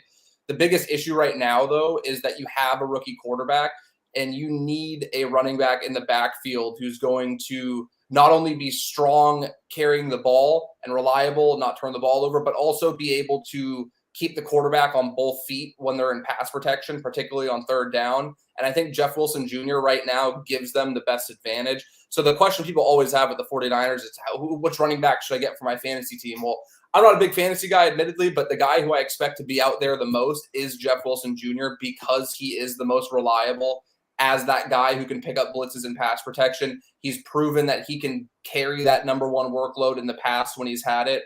And so I would expect him to kind of be the guy for now. And then I'd expect him to sprinkle in a little bit of Ty Davis-Price, Jordan Mason, and then Marlon Mack as soon as he gets caught up with the offense after some time there. George Kittle has been a really big part of this offense, really with Jimmy Garoppolo. And he's been fighting injury for the last couple of years. And this beginning of the season, he hasn't played in week 1. We don't know if he'll be in week 2. Some people say he could be in week 2. They could wait until week 3 to unleash him. What's going on with George Kittle? Is this injury a significant injury? When he comes back, is he going to be fighting injury all season with some of these nicks and knacks that he has over the last couple of years? Or do you believe that after he comes back from this injury, it'll be smooth sailing throughout the season? So he was dealing with a groin injury, and I think those are always tricky because those are ones that can be re-aggravated very easily, and especially when you have somebody who plays as physical and as hard as George Kittle does on every single play. You hear a lot of those cliches about people giving 110% and always, putting their best effort forward. George Kittle is the embodiment of that. He is somebody, the 49ers could be down 30 points, and he's still going to give you everything he has on a given rep, whether it's a run blocking assignment, whether it's him working on a 5-yard out route and picking up 6 or 7 yards after the catch. He is somebody that plays at 100 miles an hour at all times. You guys are familiar with the all gas, no brakes saying that Robert Sarver loves throwing around. George Kittle is he definitely subscribed to that. And I think that it's just kind of the price that it's what comes with the pros of George Kittle is the cons of at a certain point that's going to catch up to him, and he probably will miss a game or two. I think it's very similar to kind of how it was with Rob Gronkowski for a number of years, where you knew you were going to get a dynamic player when he was on the field, but the way he played the game left him more susceptible to injuries. And I think Kittle's the kind of player where he's only going to be held out if it really is serious and it is a situation where they're concerned about re-aggravating it. I know that Kyle Shanahan stated that Kittle wanted to play this past weekend in Chicago, but they made a decision to rule him out rather early because they didn't want to risk it. And I think that's the right thing to do at this point. Obviously, they ended up losing, and losses in September count the same as they do in December. But with so much of the season ahead, you can't afford to lose a guy like Kittle long term. And I think the closer that the 49ers get to feeling comfortable that he's, maybe 75, 80%, they'll allow him to go back out there. I don't think it's going to be a situation where they wait for him to get back to 100% because, again, the way he plays the sport, I don't know if the guy's ever at 100%, but he's going to go out and give you that 100% effort regardless of where he's at from a health standpoint. So I would expect to see him in the next couple of weeks, barring any major setbacks. But I think it's just it's a precautionary thing at this point because those injuries are so tricky, especially when it comes to the groin and soft tissue stuff. So I want to go back to week 1. Obviously, a lot of people were think 95% of people thought they were going to beat the Bears in week 1, and the Bears pull off the upset, probably the biggest upset of week 1. I think one of the things that has hurt Kyle Shanahan, as good as a coach as I think he is sometimes they've played down to teams. We saw them get swept by Seattle last year. Even in their Super Bowl year, they lost against Atlanta. Like teams that aren't that good, they play down to sometimes. Have you seen that kind of thing in your time covering the 49ers? You know, I don't think it's necessarily a playing down scenario, because you're right. There is a pattern of them losing to teams that on paper they shouldn't be losing to. And to me, like, you know, any given Sunday, I subscribe to that. You know, that's one of the beauties of the NFL is that every team has a shot on a given day. But the problem is that I feel like they come in maybe a little bit undisciplined against some of those teams, and they start committing mistakes that you can't get away with against a top tier team. And maybe you're not as disciplined against a team like the Bears because you think you're so overmatched from a talent standpoint, or so you overmatch them so much from a talent standpoint that, hey, we can have a couple false starts or a couple defensive penalties that, you know, extend drives. We'll make it up. It doesn't matter. In the full 60 minutes, we're still going to come away with a win. That would be more my concern, because that to me is what ultimately cost them this game. They had 12 penalties for 99 yards, and they had a couple that were just absolutely backbreaking. You know, they're up 10-0. The Bears offense hadn't gotten anything going. I'm pretty sure they had 3 net passing yards halfway through the third quarter. And then they tried running the ball on 3rd and 4, and the 49ers had this play pretty much wrapped up at the line of scrimmage. They had 3 or 4 defenders around the ball carrier, and linebacker Dre Greenlaw reached his hand in trying to, you know, assist with the tackle, and he accidentally grabbed a bit of the ball carrier's face mask. So that gives the Bears an automatic first down, and 3 plays later, Dante Pettis gets free on a broken play. All of a sudden, it's 10-7, and you have this huge momentum shift where you're going from getting the ball back up 10, and the Bears offense hasn't had anything going, and they're the ones who are going to be coming back from a double-digit deficit when that rain starts coming down. And now you're looking at a situation where you've dominated and controlled this entire game. You're only up 3, and then they continued to make a couple more mistakes after that, and it just felt like it kind of was like this snowball effect where once they started committing these egregious penalties and having a couple sloppy plays on offense, it just turned into a mess that they couldn't, you know, climb their way out of by the time the clock hit 0. We are talking SB Nation, Niners Nation staff writer Jordan Elliott. Jordan, the Niners defense is one of the elite defenses in the NFL, especially the front 7. They have beasts of men. You know, they don't play like boys. They're men. Nick Bosa, when healthy, he's one of the best pass rushers in the league. He causes so much mischief on that other side of the line. But there are other guys that really stand out defensively, Drake Jackson, all these different guys that we talk about over the last couple of years. Where is this defense right now? Is this defense one of the elite defenses this year? Do you believe that this defense is going to show up week in and week out? I mean, I know they played Chicago, and Chicago did win, but their defense played very, very well, even in the rain. Is this team really known this year for their defense? Are they expecting this offense to be the offense to really step up and be the elite part of this team moving forward? I think it all starts with the defense, and it starts specifically with the defensive line and that front 7 you were talking about. They have a really talented trio of linebackers. I personally think Fred Warner is the most valuable linebacker in the league because of the way he's able to cover. He is so good against the run and does all the traditional things a linebacker does in the box. But his ability to cover like a defensive back and not only pick up tight ends and running backs, but run with opposing teams' number 1 receivers, pick up guys out of the slot. He's incredible. The defensive line is just stacked across the board. You have guys like Samson Ebukam, Eric Armstead, who get overshadowed by the Nick Bosas of the world, and they're phenomenal players in their own right, but they just have so many good players. If you're not following them on a daily basis and seeing them week in and week out, it's easy to kind of get lost in the fold of things.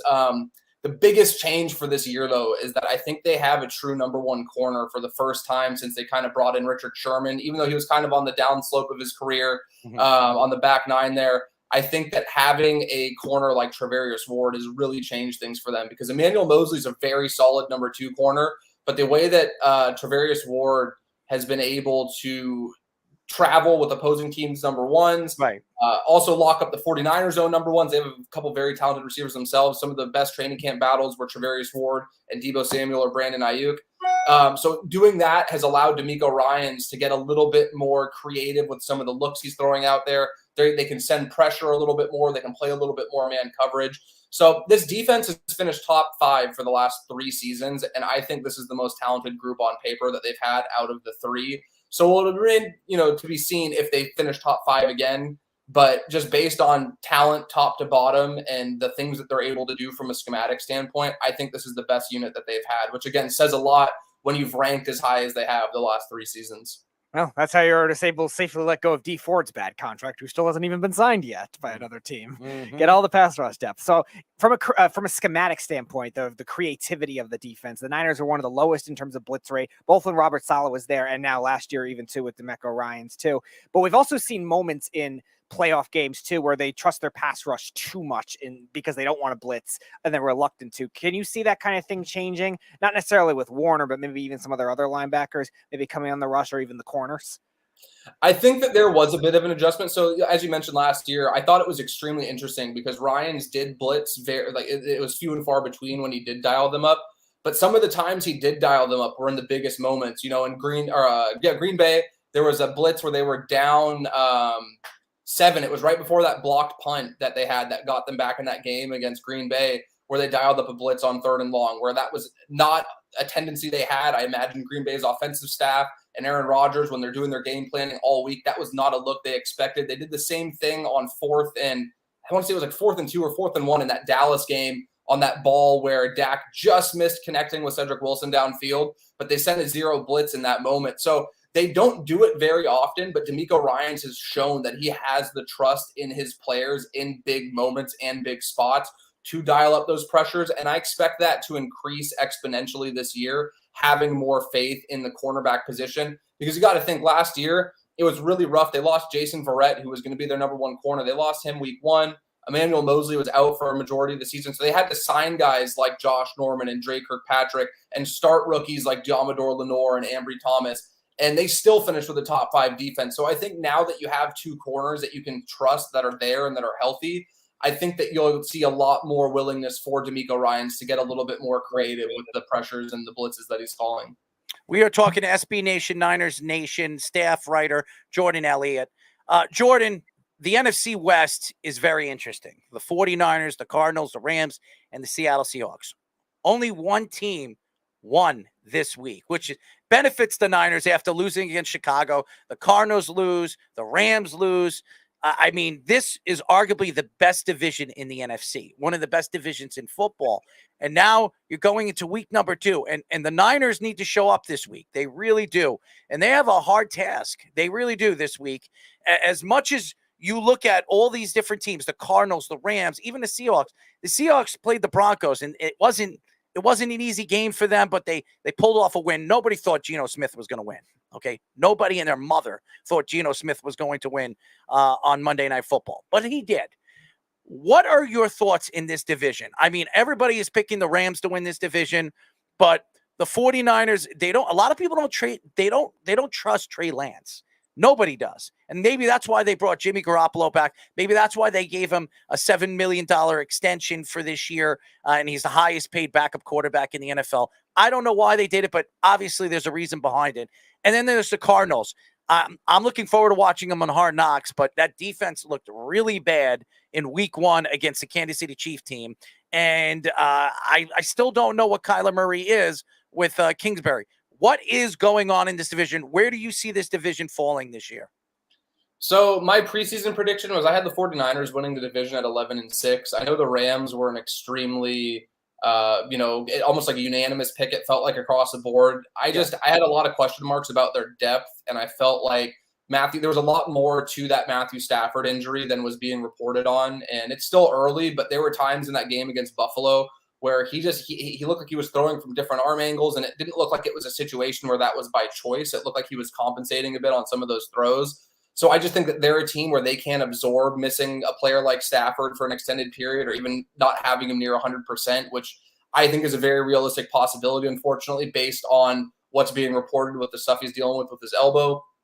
The Cardinals, they're a team that's really fascinating because they've given the 49ers problems in recent years, but they just seem to falter down the back stretch of every season. And I think a lot of that just has to do with them not having depth on the defensive side of the ball either. And they have a couple injuries here or there, and it's not something they're able to overcome. And then with Seattle's the, ultimate, no matter what the situation is, throw the record out because they've beaten the 49ers 16 of the last 20 times they've played. Which is unbelievable. It's unbelievable. It's just one of those things where it's funny. 49ers fans hate talking about it, but I think even they have gotten to the point where you can't ignore it. You can't make excuses for it. It just happens. Even last season, when the 49ers were a playoff team and the Seahawks were far from it, they managed to pull out both of those wins. It's a little different now, obviously. Bobby Wagner, Russell Wilson aren't there anymore. But it's one of those things where until the 49ers start stacking some wins against them, you almost have to go into these games assuming that it's going to be a dogfight and be a battle for the 49ers throughout. So, I still think the 49ers have a chance to win that division. I think that, them, the Rams, the Cardinals are all going to be somewhere between 8 and 11 wins. I don't think one single team from this division is, vying for the 1 seed or is winning 13 or 14 games. I just think the schedule is too tough. All the teams in the division have to play the AFC West, which is extremely talented. And we've seen even in the NFC South, who's the other division they'll face off against, there's some really talented teams in Tampa, New Orleans, and even, Carolina looks like a team that's formidable as well. So I expect the 49ers, I'm not wavering. I'm one of those people where I stick to my predictions until they're wrong, and then I'll hold the L and own it when the time comes. I still think 10 or 11 wins gets this division title and gets a home playoff game for whoever ends up doing it. And I just think the 49ers defense and their depth is too good to overlook. And unless we're halfway through the season and Trey Lance isn't progressing at all, and it's just we're hearing the calls for Jimmy G get louder and all that turmoil is going on, I have no reason to waver off the pick I made preseason.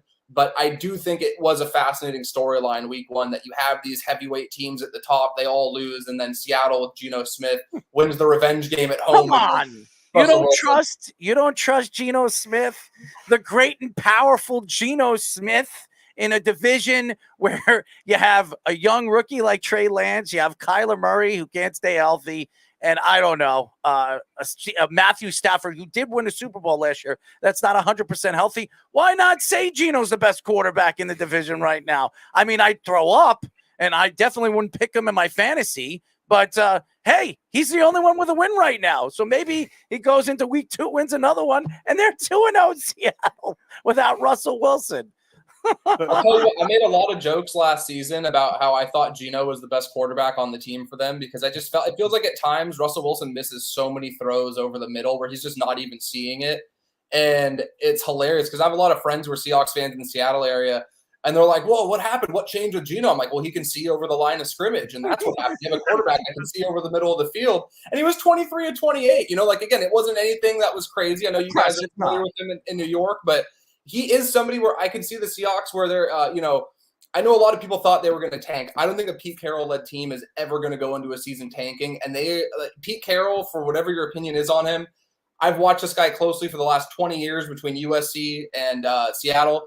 His teams are going to come ready to play. They're going to be disciplined on special teams. They're going to have a solid defensive game plan. Whether or not they have the players to execute it is another story. But I still see Seattle pulling out, 6 or 7 wins. And I think, they're not going to go to the playoffs with Geno, but I don't think they're going to be this, 2-15 team that a lot of people projected them to be. So the Geno Smith revenge game was definitely a weird one, and then the OJ experience, the Dante Pettis one, unfortunately. Yes, and so I'm a big Dante Pettis guy, to be honest with you. I was 2 out of the draft. I've always thought that he was somebody. So it's so funny. I'm a Cal Bears fan, unfortunately, and I remember watching a game where Pettis went for 3 touchdowns against them here in Berkeley, and it was like 2016. So when the Niners drafted him, I was ecstatic. I saw a ton of him. I'm a Pac-12 guy, so I watched him a ton. I just feel like it's a situation where he has so much talent. I know he was in New York for a little bit with the Giants as well. The route running ability is there. There's times where he looks like he can be that guy. I just don't know how it hasn't come together for him yet. And I thought it was so poetic that he was the guy to catch that back-breaking touchdown that ultimately opened the floodgates. So I'm with you on, 49ers fans are obviously bummed about the loss, but the Dante Pettis revenge game was a storyline that I'm not going to lie, I was very much here for, I'm a Giants fan, so I actually liked Dante Pettis when he was there 1 year or two, and he's not going to be a star, but he liked him as like a number 3 type receiver. So my question, you mentioned calls about Jimmy G from the 49ers fan, but we've also been hearing rumors of calls of Jimmy G as a potential trade from the Dallas Cowboys. The Cowgirls, come on. With Dak Prescott's injury. So even if it's not the Cowboys or anyone, the Cowboys or anybody else, could you still see the 49ers still try to move Jimmy Garoppolo, being he's only on a 1-year deal if Trey Lance does play well? So this is my whole take on it. I don't think the 49ers are going to be working the phone lines actively trying to shop Jimmy. But if Dallas calls and they're desperate and Dak's going to be out for, 3/4 of the season and Jerry Jones doesn't have the patience to have another losing year, if they get really desperate and offer a 2nd-round pick or something like that, then I think John Lynch will be open and willing to listen. But I don't think it's a situation where the 49ers are going to go out of their way to move him. I think for the number they got him at, he gives them a level of security where no matter what they say about Trey Lance, they know they have Jimmy G in their back pocket where if things go, again, if he gets injured or things aren't going the way they want, they have somebody that the locker room believes in, that they're not going to have to take a bunch of time, teaching the offense to absorbing the playbook and all that stuff. And as good as Brock Purdy looked for being the 262nd pick in the draft, being Mr. Irrelevant, if Trey Lance goes down, there's a outcome where you put Jimmy G in and the 49ers still have a chance of being a playoff team this year. If Trey Lance goes down and you put Brock Purdy in, it would take some extreme optimism to convince yourself that they're still a playoff team. So I think it's going to take a lot. I do think the Dallas thing is interesting because I wonder how long it's going to take Jerry Jones and the Cowboys brain trust to watch Cooper Rush. No offense to Cooper Rush. I don't know how much of him they're going to be able to watch before they're like, all right, we need to do something. This is desperation time. They've been on the verge for years. They had, in my opinion, they had one of the more talented rosters in football last year, and losing that playoff game at home to the 49ers the way they did, I'd imagine that leave a bad taste in anybody's mouth, but especially Jerry Jones. So it's a really fascinating discussion. I think it's something where it could take one weekend of really bad Cooper Rush, and they're on the phone lines like, all right, we're going to have to give up a pick we didn't feel comfortable giving up a week ago. But desperate teams make desperate offers, and I think that's where the 49ers are at ultimately. If they can capitalize on another team being desperate, that's what I would. I think it's crazy that they decided to part ways with Jimmy Garoppolo. This is a guy that took you all the way to an NFC title game last year, was one game away from going to the Super Bowl. And I understand you drafted this kid. You gave up a significant amount of draft stock for this kid. This kid is unproven. He barely had a college season in the COVID year. He played, one game? He was a top 10 pick. A lot of people thought they were reaching with Trey Lance. But nevertheless, I heard that the 49ers wanted Zach Wilson, but they had no chance of getting him because of the whole Jets thing. But you look at Jimmy Garoppolo, I would have just gone into the season with Jimmy G. If Jimmy G started to lose, then I bring in the kid. I mean, you have a chance to win a championship this year. You have a good roster, have a good defense, you have weapons, you have a chance to win. And Jimmy G, I think, gives you the best chance to win. I just think you're reaching. And I am not a Kyle Shanahan fan. If you know who I am, I think he's a very overrated head coach. I never liked him. And I don't even like the guys that worked for him. The Mike LaFleurs of the world, who are right now running my organization as an offensive coordinator. He stinks, okay? I don't want him there, but that's just my opinion. And then obviously I like Robert Saleh. He just needs to stay away from those receipts, if you know what I mean. But I don't know if I trust this kid, and I don't know if I trust Kyle Shanahan going to this kid as early as he has when I don't know if he's ready. I don't think he's ready. And it might set this team back, and people might take shots at the San Francisco 49ers 5-6 games into the season when they're 1-4 or 1-5 in their first 6 games. And you have this kid leading the way when you had a chance to start the season with Jimmy G, and he gives you the best chance to win. Am I right or wrong? Do you really believe that Trey Lance was the right pick starting the season in this early season, going with the rookie?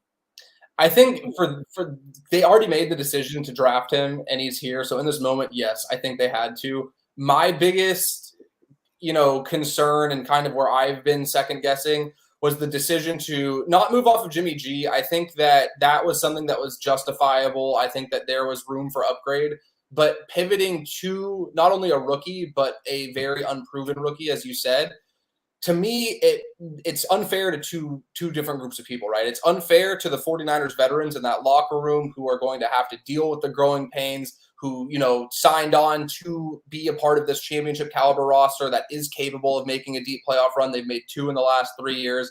And I also think it's really unfair to Trey Lance, who is a rookie quarterback, who is going to need some time to grow. And the expectation is you need to hit the ground running right out of the gate because you have such a talented team, because you have all these playmakers. He doesn't get the same, amount of leeway that a lot of younger quarterbacks do. So my whole thing is that, you had guys like Matthew Stafford was available. There's the rumors that Tom Brady was interested and the 49ers weren't interested in him.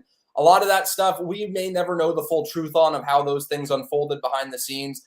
But if that were true, to me, the mistake wasn't drafting Trey Lance. To me, the mistake would have been turning down a guy like Tom Brady, because I'm not saying that you can just find a Trey Lance in any draft class, but I would have much rather seen the 49ers take a swing on the younger quarterback after having Tom Brady come play for 2 or 3 years with this team. I believe, and I will take this to my grave, that if you put Tom Brady on either of the last 2 49ers teams, even losing Bosa in 2020, they're at the very least a playoff team. And you get Tom Brady in the playoffs, anything can happen. So that to me was the more egregious mistake, was kind of having this window where you have a team that's ready to win now. You identified that you needed to move on from Jimmy and get an upgrade, but the window doesn't really line up with the team that they've constructed now.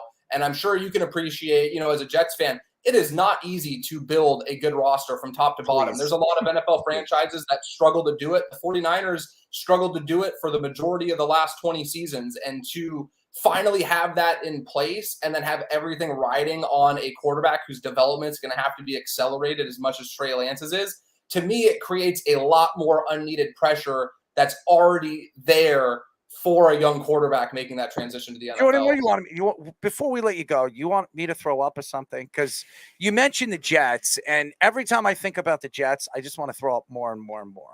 Hey, if it makes you feel any better, I was a huge Wayne Corbett guy. I loved Curtis Martin. I was a Chad Pennington truther. So from the West, they never won. They never won. That roster never won with Wayne Corbett, Curtis Martin, Keyshawn Johnson. Are you kidding me? And this roster is pretty damn good on paper, but I'm sorry.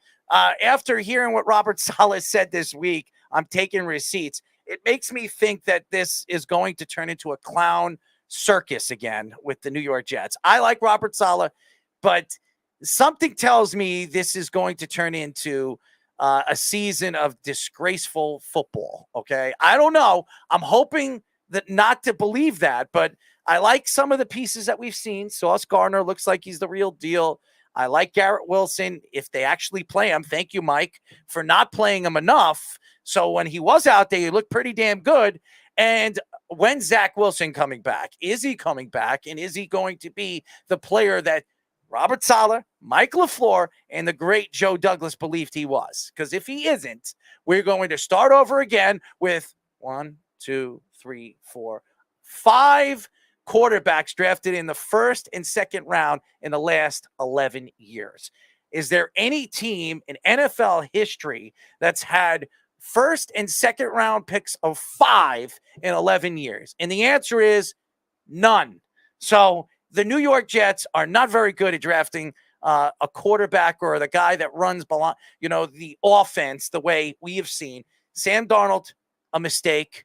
Mark Sanchez, he wasn't a mistake, but he's not in the NFL anymore. For a guy that's 33 years old, 34 years old. Usually quarterbacks play to their 36, 37, unless you really stink, aka Mark Sanchez. I mean, we could go down and up the roster. There are guys that Christian Hackenberg, where is he? Is he working on a farm now or something like that? Cleaning horse shit? Excuse my language. That's probably what he's doing. So I don't know what's going on with this, but hopefully you're Mike LaFleur, and I say you're Mike LaFleur because I don't want him there. Okay, I think he's an idiot. That's what I think. And after, I don't know if you've been following what Mike LaFleur has been saying. Since he's been here with the Jets. Did you hear his Monday excuses? Did you hear that? No, to be honest, I'm so consumed with 49er stuff. I don't get to Oh hear my that God. nobody- Oh my God. You don't have to deal with the X's. Oh my God. If you listen to this guy speak, and people said this guy is a genius, and then him coming to the Jets he's the next big offensive mind to get a coaching job. If any team is stupid enough right now to give this guy a coaching job, good luck. He'll be there 1 year like Josh McDaniels was with the Broncos, and he will be out like Trout, okay? There is no way in hell this guy is going to be able to run a team for what I've seen this offense to be. There is no stability in that offense. It is a disgrace. And I know what you're going to say. Well, Joe Flacco. How about last year with Zach Wilson, even in the second half, and he looked half decent when he was in the first half? The play calling is horrible. Kyle Shanahan, I'm not a big Kyle Shanahan fan, but at least Kyle Shanahan knows how to run an offense. He makes mistakes at the end of the game, and when he has the lead, he doesn't run the ball when he should be running the ball. But nevertheless, I trust that Kyle Shanahan knows what he does offensively. This man, he's not McVay. He's not his brother. He's not anybody I've seen that comes from the tree of Kyle Shanahan. What I see is a worthless piece of you-know-what who sits there and makes excuses after the fact when your team, with all the weapons you have, you should have heard what he said a couple of weeks ago. Oh, we've got the weapons to win. We got Garrett Wilson. We got Elijah Moore. We got this guy. We got that guy. You throw the ball to Corey Davis, who has pot hands. Pot hands. He's a horrible wide receiver. And that's what you brought into your organization. A pot hand SOB. Okay? I'm tired of it. I don't even want to hear it anymore. Robert Sarver needs to go out there. I'm sorry I'm ranting and raving right now. It just makes me sick to my stomach. And they come from your organization. I just want to see my team win already. I'm disgusted. I am disgusted with this team. Jordan got the whole scoop of all of his exes now that he got to see the good one of Dante Pettis. Now I got to see the man. bad side. I want to get a shotgun and shoot myself in the head watching this team play offense. Are you kidding me? I mean, even you bring all these offensive linemen. You bring in Laken Tomlinson. He's a guard. He's a Pro Bowl guard from your team. He stunk it up week 1. He couldn't stop a nosebleed. I mean, that was horrible.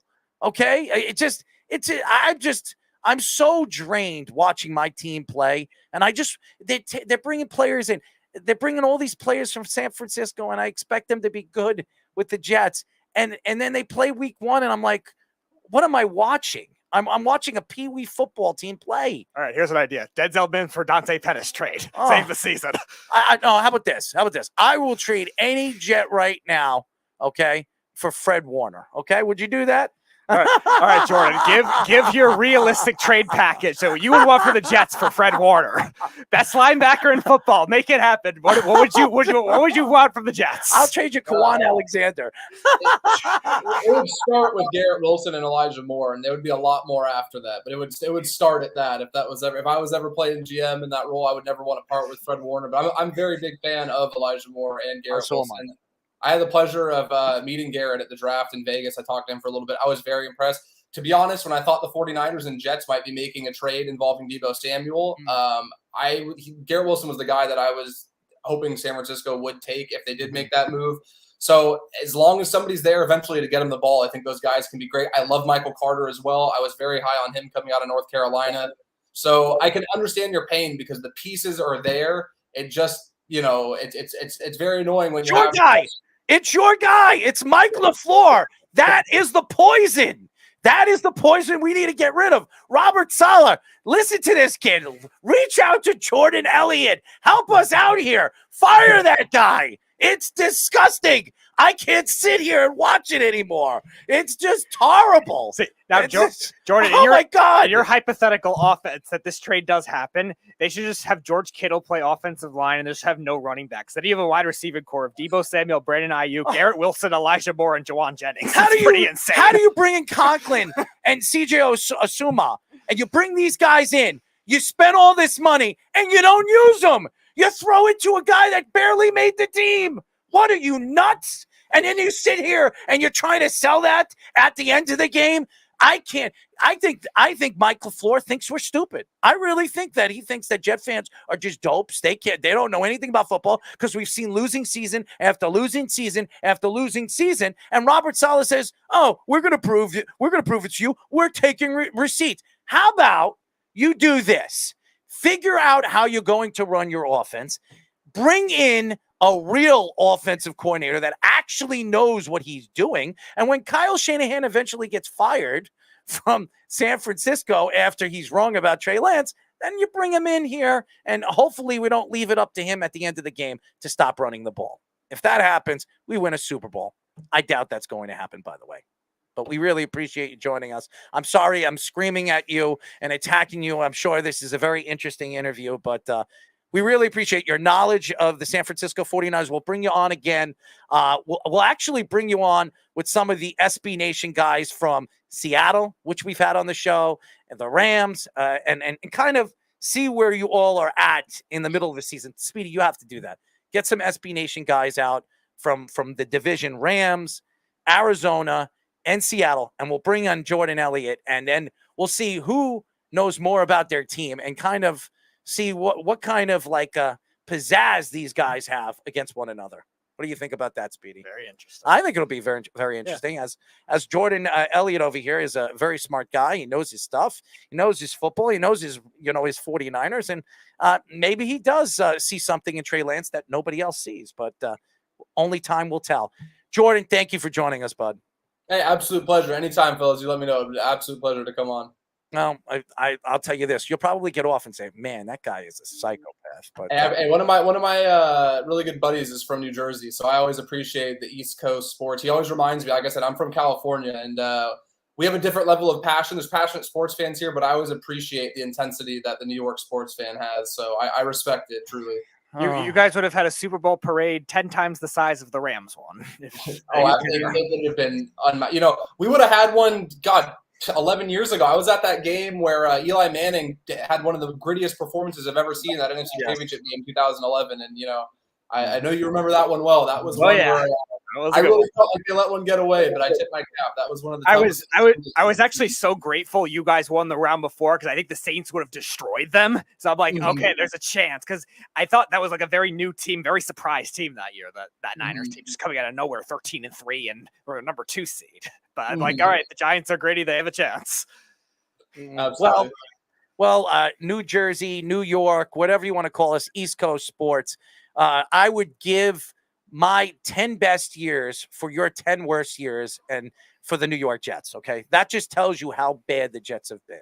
Okay. So just so you know. And I'm rooting for you over here on the West Coast. I'm hoping that you turn it around. You got to. You are, because Robert Saleh is running my team.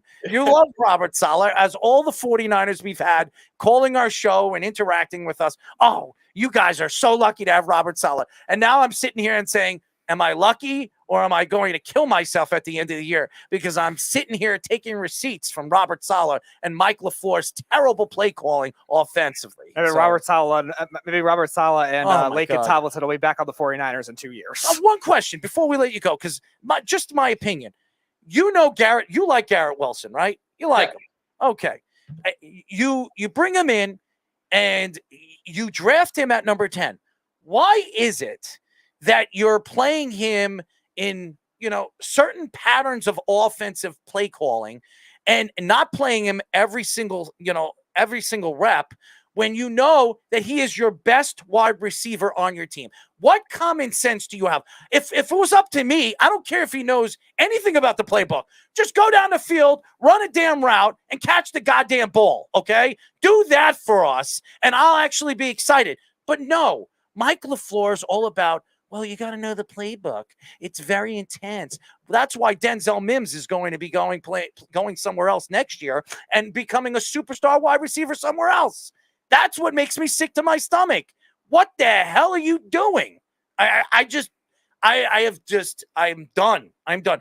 I am going to stop watching the Jets. If this team still is what they are when Zach Wilson comes back with the weapons they have, I'd rather sit on a toilet, take a dump, and read a newspaper than watch the New York Jets. I can't do it anymore. I'm going to have a heart attack here. It's disgusting. It really is. Take that for SB Nation New York Jets. You can come and call this.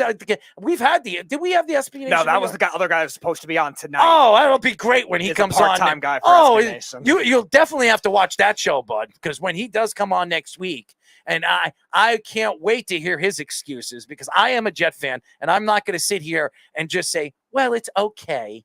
We just have losing season after losing season after losing season, and we have to see that garbage of a football team, okay? And that's what they are. As far as I'm concerned, until they go out, go into Cleveland, put on a game. I don't care if you lose. Just show up and play a decent game. I will be happy with that. I do not want to see another 27 or 28-point game where you're letting Lamar Jackson throw not one, but 2 40-yard touchdown passes. Lamar Jackson. Okay? That's all. Thank you, Jordan. I'm sorry. Thank you guys so much. No, it's all, hey, I'll be tuning in for sure. I look forward to hearing it. Thank you guys. I really appreciate it. I love this kid, by the way. Good job, Speedy. Love this kid. SB Nation, Niners Nation, staff writer, Jordan Elliott. Seeing my ranting and raving of this garbage football team. Oh, my God. Well, they had to, the 49ers had to build it up so that they would just go to the Jets. I don't care. I'll take their backup players over my players right now. I'm tired of watching this team. I've never seen just absolute garbage coming out of the coaches at the end of the game, from the defensive coordinator to the offensive coordinator to the coach. I'm tired of listening to the excuses. I'm just, you rave about this guy, Robert Saleh. And I loved, did I not tell you I loved Robert Saleh? Yeah, I know. I love him. But after this week, I don't know what to believe with him anymore. I don't know what to believe with this team. And the excuses these players have at the end of the game. I mean, come on. Oh, it was raining. Are you kidding me? Did anybody watch the 49ers and Chicago Bears game? I mean, oh, you mean the Dante Pettis revenge game? I'm talking about the swimming pool they were playing in, okay? There was no excuses from any one of those players. Not even Trey Lance made a complaint. But the New York Jets, the little drizzle, well, I couldn't catch the ball because it was wet. Are you kidding me? It's garbage. And could they actually hold on to the ball for 5 seconds? I mean, anyways, Jordan, we'll exit you. We really appreciate it. I appreciate it. Hey, like I said, I'm pulling for you, buddy. Hopefully we can talk mid-season. The Jets are above 500 or somewhere near it. Good luck on that. 500. All right. Here's what I'll say. If the Jets are 500, Jesus is coming down. Okay, that's what I'm going to say, because I have no good things to talk about with this team, and I don't see it to happen anymore. So thank you. Wow. I scared him away, by the way.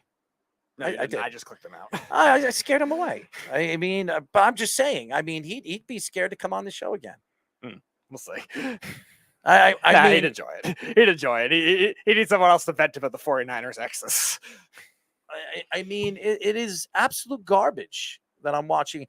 I can't rant and I can't rave about my team anymore, about what I've seen and how happy I am of what I've watched. I mean, it's one game. I know that's what people are going to say. It's one game. But I'm listening to the players saying, oh, we're going to prove ourselves. Do you believe in magic? Because I don't. I don't believe in magic, and I don't believe that any magician, any abracadabra, whatever they use to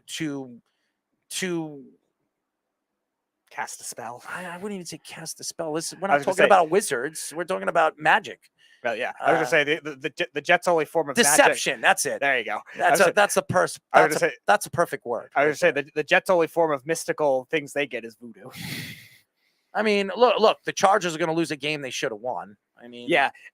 While you were ranting about the Jets things, two big things happened. Justin Herbert, he stepped back in now, but went down with what looked like a wrist injury. And then the Chiefs took the lead on Justin Herbert threw a pick six when they were out of the 3-yard line. And the Chiefs rookie defensive back, a 7th-round pick, Jalen Watson, returned it for a touchdown. And that's where we stand. Just now. Let Jordan Elliott know that I am not crazy like that. I just want him to understand that I had to rant on that. It's been a long day. And as a Jet fan, I can't sit here and watch the garbage anymore. Okay.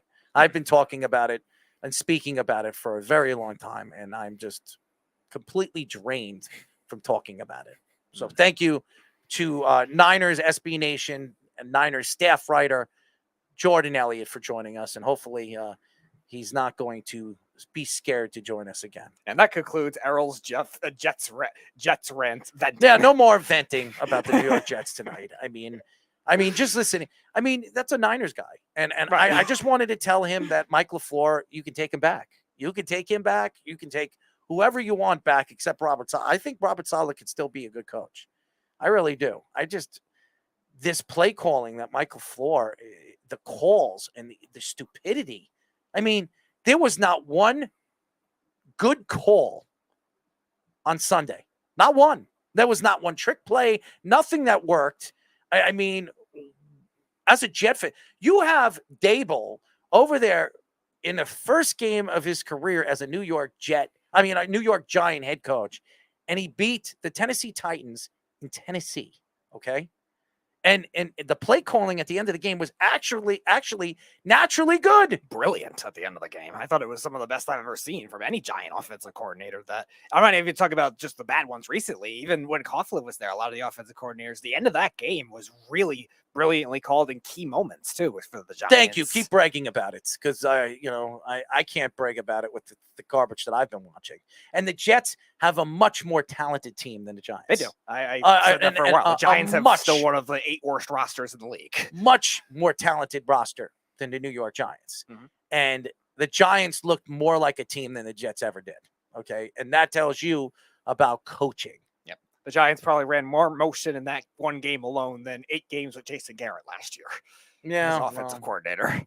Yes, I know you like Jason Garrett, so you're going to find a way to defend him. But no, I'm not going to defend him. I'm not going to defend anything what I've seen. The one thing Giants fans and Cowboys fans can actually agree on. Before we get into our NFL picks, I do want to go over this Suns owner Robert Sarver, who is going to be suspended for 1 year for racial incentive remarks that he made. Here's the thing: a lot of people think that Sarver should sell his team. I mean, we've seen this before. Remember the Clippers? Yep. This has happened before. And I don't know if, Chris Paul was a part of that Clipper team when that was going on. Right. And now he's a part of the Suns.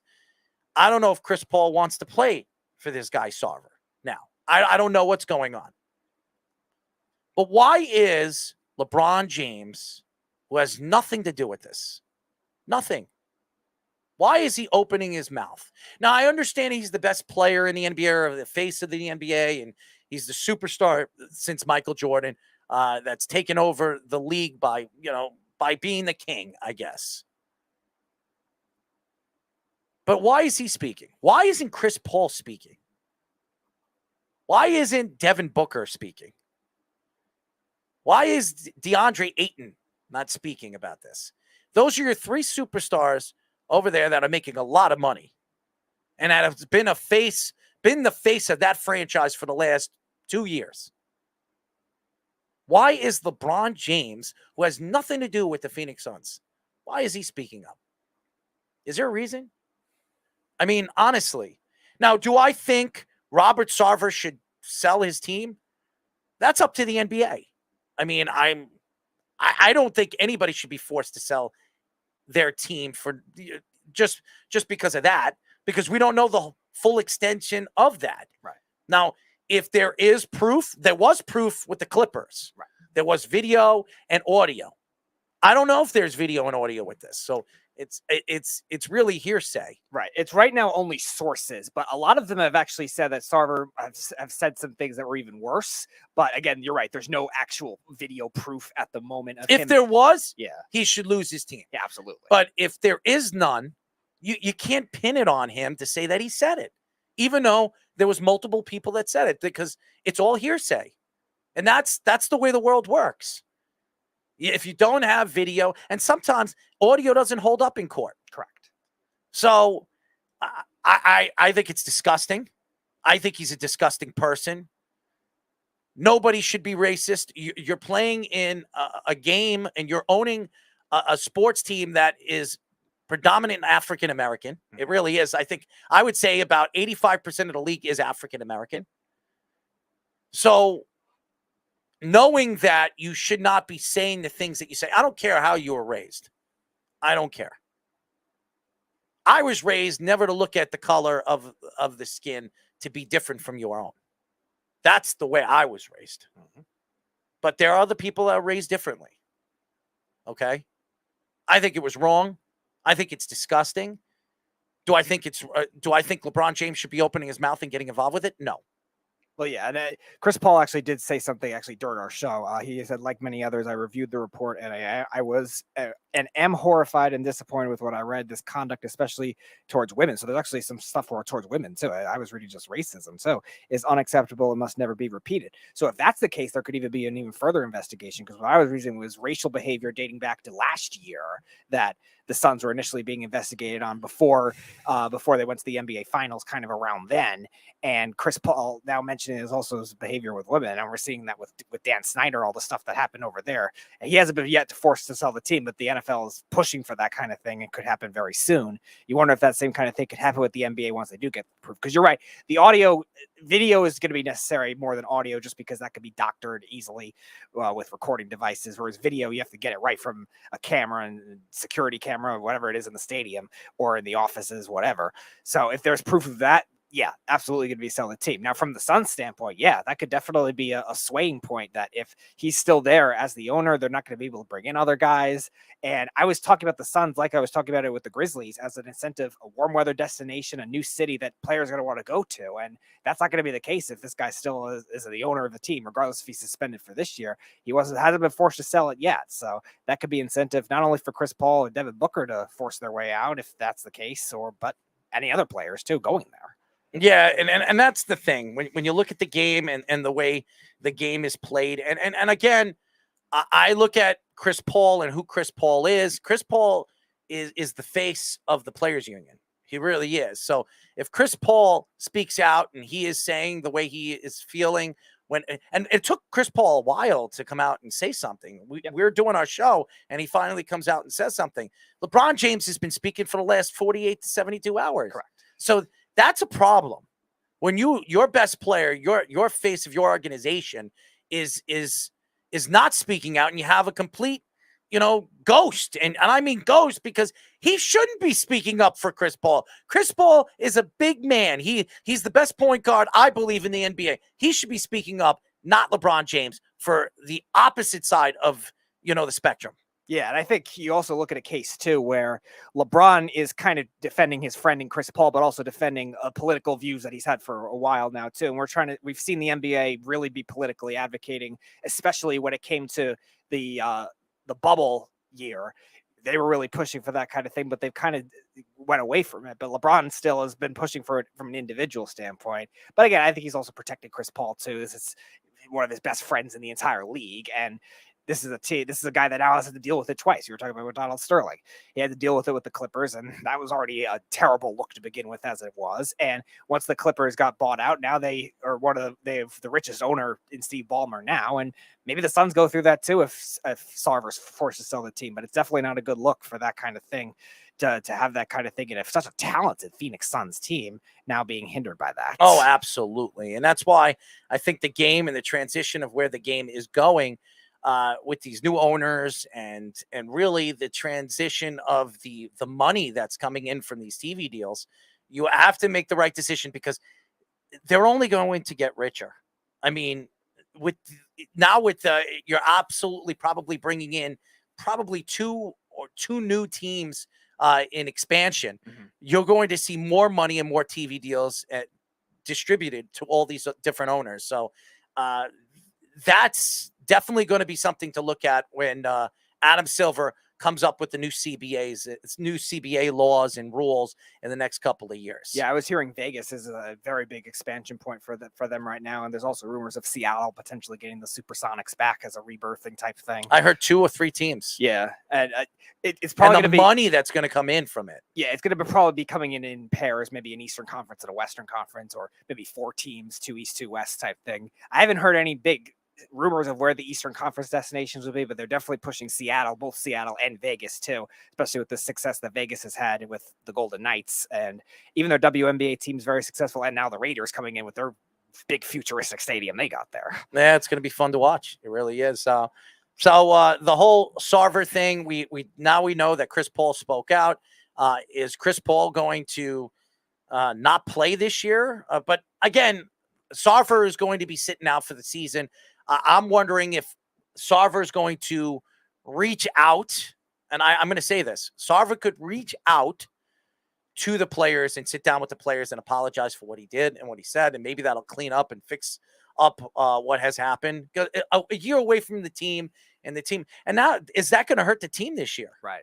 You know, being that your owner said the things that he has said, and he's going to become the center of attention to that organization now. I mean, that organization was growing. That was one of the best teams, in basketball for the last 3 seasons. Mm-hmm. And now all of a sudden you have this over your head. So it'll be interesting moving forward. DeAndre Ayton getting his new contract. Do they trade him at the trade deadline when they can? Obviously, they only brought him back because teams were willing to pay him. So I don't think they had any interest in bringing him back. But I think they wanted Kevin Durant. And maybe if Kevin Durant wants out of the Brooklyn Nets at the trade deadline, maybe that does happen. Mm-hmm. So we'll see what happens. The next stage of the Barclay Circus. Yes. So there you go. And again, before we get into our picks, we'll preview the Rangers and Islanders if we have time. If we can't tonight, we'll do it next week. Mm-hmm. I don't know why we were doing it today. I think it's still pretty early. You mentioned it yesterday. Yeah, so but that's the list. I would wait until probably 2 weeks, but we could preview them next week on Wednesday. We'll go over it. We'll go through the teams, and there's really nothing to talk about with the Islanders. I mean, the Islanders really made no moves this offseason. Maybe it's a good thing.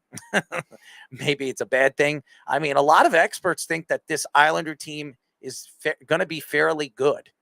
And with the non-acquisitions and now having the home games, right, and no COVID now and all the different things that we saw last year and sitting out for a significant amount of time, a lot of people, even the experts that hate the Islanders, think that the Islanders are going to be a team to be reckoned with, especially a second full year where Sorokin could be the number 1 guy, where everybody believes he's the future of the NHL when it comes to the goaltending position. Right. As a matter of fact, there are experts that believe that he is better than Shesterkin. So, so we'll see. And I'm one of those guys. I know I'm an Islander fan, and I know a lot of people think that that's why I think that, but a lot of people believe Sorokin is the future of this, the NHL at the goaltending position. Yeah, there's 2 things to look at. One, the Islanders' floor was pretty much last year, where they just had to go with everything crazy. And also, number 2, this might be the least deep the Metropolitan has been in a while, because the Penguins lost a lot in the offseason. I know they re-signed Letang, but they lost a lot of other defensemen. They lost some of the free agents they got, or trade pieces they got. Well, they brought Malkin back too. They brought Malkin back, but again, they still have to replace those guys. The Capitals are getting older now. They got worse last year. Are they going to improve at all? And then all the other teams, the Blue Jackets, the Devils, they haven't really done enough to rebuild enough. So I don't know if I think the Devils got better. They should. We thought they'd gotten better in the last 3 years, and they never do. So I don't know when they're going to put it on the ice for once. All these number 1 picks they've had, and the free agents, PK Subban experiment, that didn't work. I mean, when is it actually going to happen is another question. Well, we'll see. So let's go into week number 2. We'll go through the games, our thoughts in the games, and we'll make our picks. We'll make our decisions on where we want to go and how we want to go with it. I had the Chargers winning this game. I really did. I had 20-17 Chiefs. I actually thought it was going to be a lower scoring than expected. So it's 27-24 Chiefs right now with about a minute to go. I can't say the exact time. The Chargers just got a touchdown. Now they'll probably need an But we won't kick. use that game as our picks because, I mean, how are we going to do that when the game's going on? So we're not going to be able to do that. But we'll go through the schedule. Let me open up the schedule here. Week 2. You ready, Speedy? Yep. All right, let's go. All right. What do you got? Miami, Baltimore, Sunday afternoon, 1 p.m. in Baltimore. This, I think, will be closer than expected. I was impressed with Miami's offense last week. The Ravens, their defense did do well in certain aspects, but they did struggle against the pass-catching running backs of the Jets, especially Michael Carter. And I think the Dolphins have a lot of those types of guys between Myles Gaskin and Chase Edmonds. I think that's a matchup Miami can expose. The problem is, I don't know if those wide receivers will do as well against the Ravens secondary, which is loaded, and I think that'll end up being the difference in this game. It'll be a close game. I think a game of field goals. I think Lamar Jackson runs the ball well, doesn't throw as well as last week, but I think they do enough to win. I'm going to say 23-20 Ravens. I think this is going to be a fun game to watch. Miami showed what they have and the weapons they have. They have a lot of speed. They have Tyreek Hill, who had a pretty decent game, almost 100 yards. Waddle had a touchdown, 64, 65 yards. They have the weapons. Tua played very well last week. Could he do it against a Baltimore Raven team that really rained havoc on the New York Jets on Sunday afternoon? It's not going to be raining in Baltimore. It's supposed to be a nice day. It'll be about 75, 80 degrees over there in Baltimore. I think it's going to be really, really fun to watch. The question is, who is going to play better defense and who's going to stop which quarterback? Both quarterbacks are, mobile quarterbacks that like to use their legs first, throw second. The question to me is Lamar Jackson going to make this Baltimore Raven team the dominant force that we believe they're going to be throughout the season? I believe they will. I like Baltimore at home. I think they're going to be much better than the New England Patriots were last week against the Miami Dolphins in Miami. Give me Baltimore 21-14. Jets, Cleveland. This is going to be a low-scoring game. I'm going to take the Browns, but I think it's going to be close because of what you were saying before. The Jets did a great job at stopping the run, and this is the predication of the Browns and what their offense is all about. And Sauce Gardner on Amari Cooper, that's probably something that favors the Jets with the way he played last week. Now, I think the play calling, Kevin Stefanski has been a lot more creative with the way they did it last week. I was impressed with the way they used Kareem Hunt. I was impressed with the way they used some of their young receivers, and I think that'll make a difference. And the Browns defense, I think, will end up winning this game. That pass rush lethal against the Jets offensive line that really struggled last week, and then a secondary that's very deep as well. So I'm going to take the Browns. I think it'll be a very close game. I'm going to say 17-13. I want to pick the Jets in this game. I really do. But after that ranting and raving about them and really what we saw last week, if Mike LaFleur actually calls a game that actually shows me that my offensive players can make plays in the open field, maybe the Jets will win. The question is, can they stop Chubb? Can they stop Hunt? I think this is a better running team than Lamar Jackson, the Baltimore Ravens. They didn't have J.K. Dobbins last week, and they couldn't run against the Jets. I think this is a better offensive running game than the Baltimore Ravens were without J.K. Dobbins. I think they're going to be able to run against the Jets. The question is how much? And the wide receiving core, they only have Amari Cooper. If Sauce Gardner stops Amari Cooper, are they going to be able to put up the points against the New York Jets in the open field? I think the Jets match up very well against the Baltimore Ravens. I mean, the Cleveland Browns this week. I really do. But it's in Cleveland. I think it's going to be loud over there. And is Joe Flacco actually going to be able to move inside and out of the pocket and make the plays that he needs to? I think the Jets win this game. I think it's going to be a very low-scoring game. I'm going to predict the Jets win the game 14-13 at the end of the game. The Jets win with a field goal kick. Another one-point game. We had so many of them in week one. I think the Jets will surprise, and it'll be a great conversation with Robert Sarver taking receipts from all the press conference, for all the pressers and all the fans that were taking shots at the Jets. And that'll be his bragging point to say, you see, I told you we're going to win. So I have the Jets winning 14-13. So basically you just had your false CJ DeSimone moment. So you went on a big rant about the Jets, then you pick them to win. I really pick them in the winning column because I don't know who, if Sauce Gardner takes Amari Cooper out, who are they going to throw to? And if the Jets can stuff the middle and keep Chubb to like 70 yards and Hunt to 64 yards, who are they throwing to? Okay, there's nobody else on that field. They're tight ends. Give me a break. You're gonna bet Hopper, right? It's Hopper. It's Njoku and Harrison Bryant. Hooper's not there anymore. I'm sorry. Hooper's no longer. So yeah, Harrison Bryant. I'm not gonna trust. And who's the other one? Njoku. Njoku couldn't stay healthy over the last couple of years, and he really hasn't been the tight end everybody thought he was going to be. They paid him a lot of money in the offseason. But I don't know if they're going to be able to do the things that the Baltimore Ravens did, even with the lack of wide receivers that the Baltimore Ravens had. They had more weapons than this Cleveland Browns team did. So I have the Jets just because of that. So there you go, 14-13. David Njoku hasn't been a premier tight end of the first round, but he's still the best of the 3 first-round tight ends of that draft. There you go. Oh, I'm sorry. I'm picking the team. I'm picking the games. Washington and Detroit. This is going to be a high-scoring game. I'm going to take the Lions. I think this is going to be very close. I was very impressed with Washington's offense last week, but Detroit's offense late in the game, too, I was very impressed with, too. Washington's still without Chase Young, so I think the Lions can really attack the edge. They have 2 good outside rushers. They have pretty good tackles, and I think that's going to be a matchup advantage they play in. And I think their corners did a good job in certain aspects against the Eagles. Not against A.J. Brown in the beginning of the game, but kind of in the second half. They took out Devontae Smith, and Washington's going to be predicated on the receivers. They don't have a great pure runner. Antonio Gibson was good as a receiver, but running game still was a little iffy with that. I like the Lions in this one. I think they win it late. I think they win a high-scoring one, 30-27. I like what I saw with Washington last week. I like McLaurin. I think he'll have a better game this week. He had a touchdown, a little bit over 100 yards. I like Gibson. I think Gibson's one of the more underrated running backs in the league. I like Dotson. Dotson showed you that he could be an extraordinary wide receiver when he figures out this offense, and he really makes it his own. I like this team. I like Carson Wentz. I think Carson Wentz is going to go into Detroit and now play the guy that was drafted in front of him. I like Washington in this game. I think it's going to be a close game, a high-scoring game, 27-24, Washington. That's true. I forgot about that storyline. Yes. Goff versus Wentz. Indianapolis, Jacksonville in Jacksonville.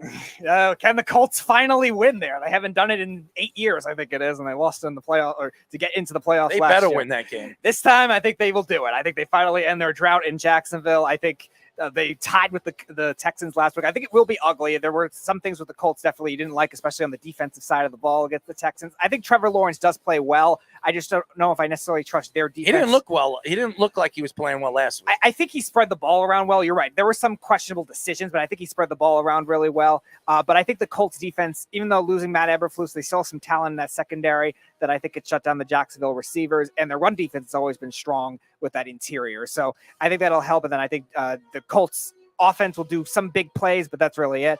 Close game, I'll say 24-17. I think the Colts defense did not show up last week. I think they show up this week. Jacksonville's offense is just putrid. I mean, Robinson, why can't James Robinson start?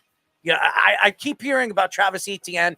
I think he was a high draft pick who really, even though he missed last year, I don't know how good he is. I understand why they brought him in because he's Trevor Lawrence's room buddy, and he was a part of that great Clemson team.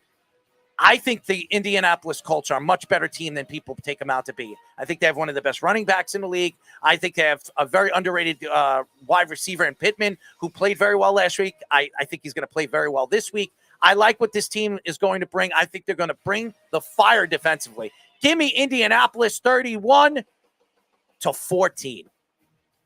Tampa, New Orleans.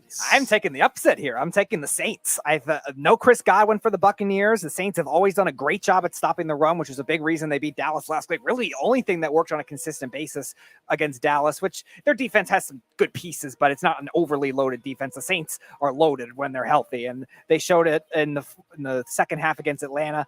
Did a very good job, and their offense too. I think they could be able to space it out. Their offensive line's still strong. I think Taysom Hill could be on some scramble plays, could be an interesting factor in this game. And Marshawn Lattimore has owned Mike Evans in his career one-on-one, so I think that's going to be a tough matchup for the Buccaneers. So I'm going to take the Saints at home, 20-17. Tom Brady has a real bad and real hard time beating the Saints in New Orleans. So I think this is going to be a big problem in this game. I like the Saints in this game. I like their Alvin Kamara did not show up last week. I think he shows up this week. I think he has an unbelievable game.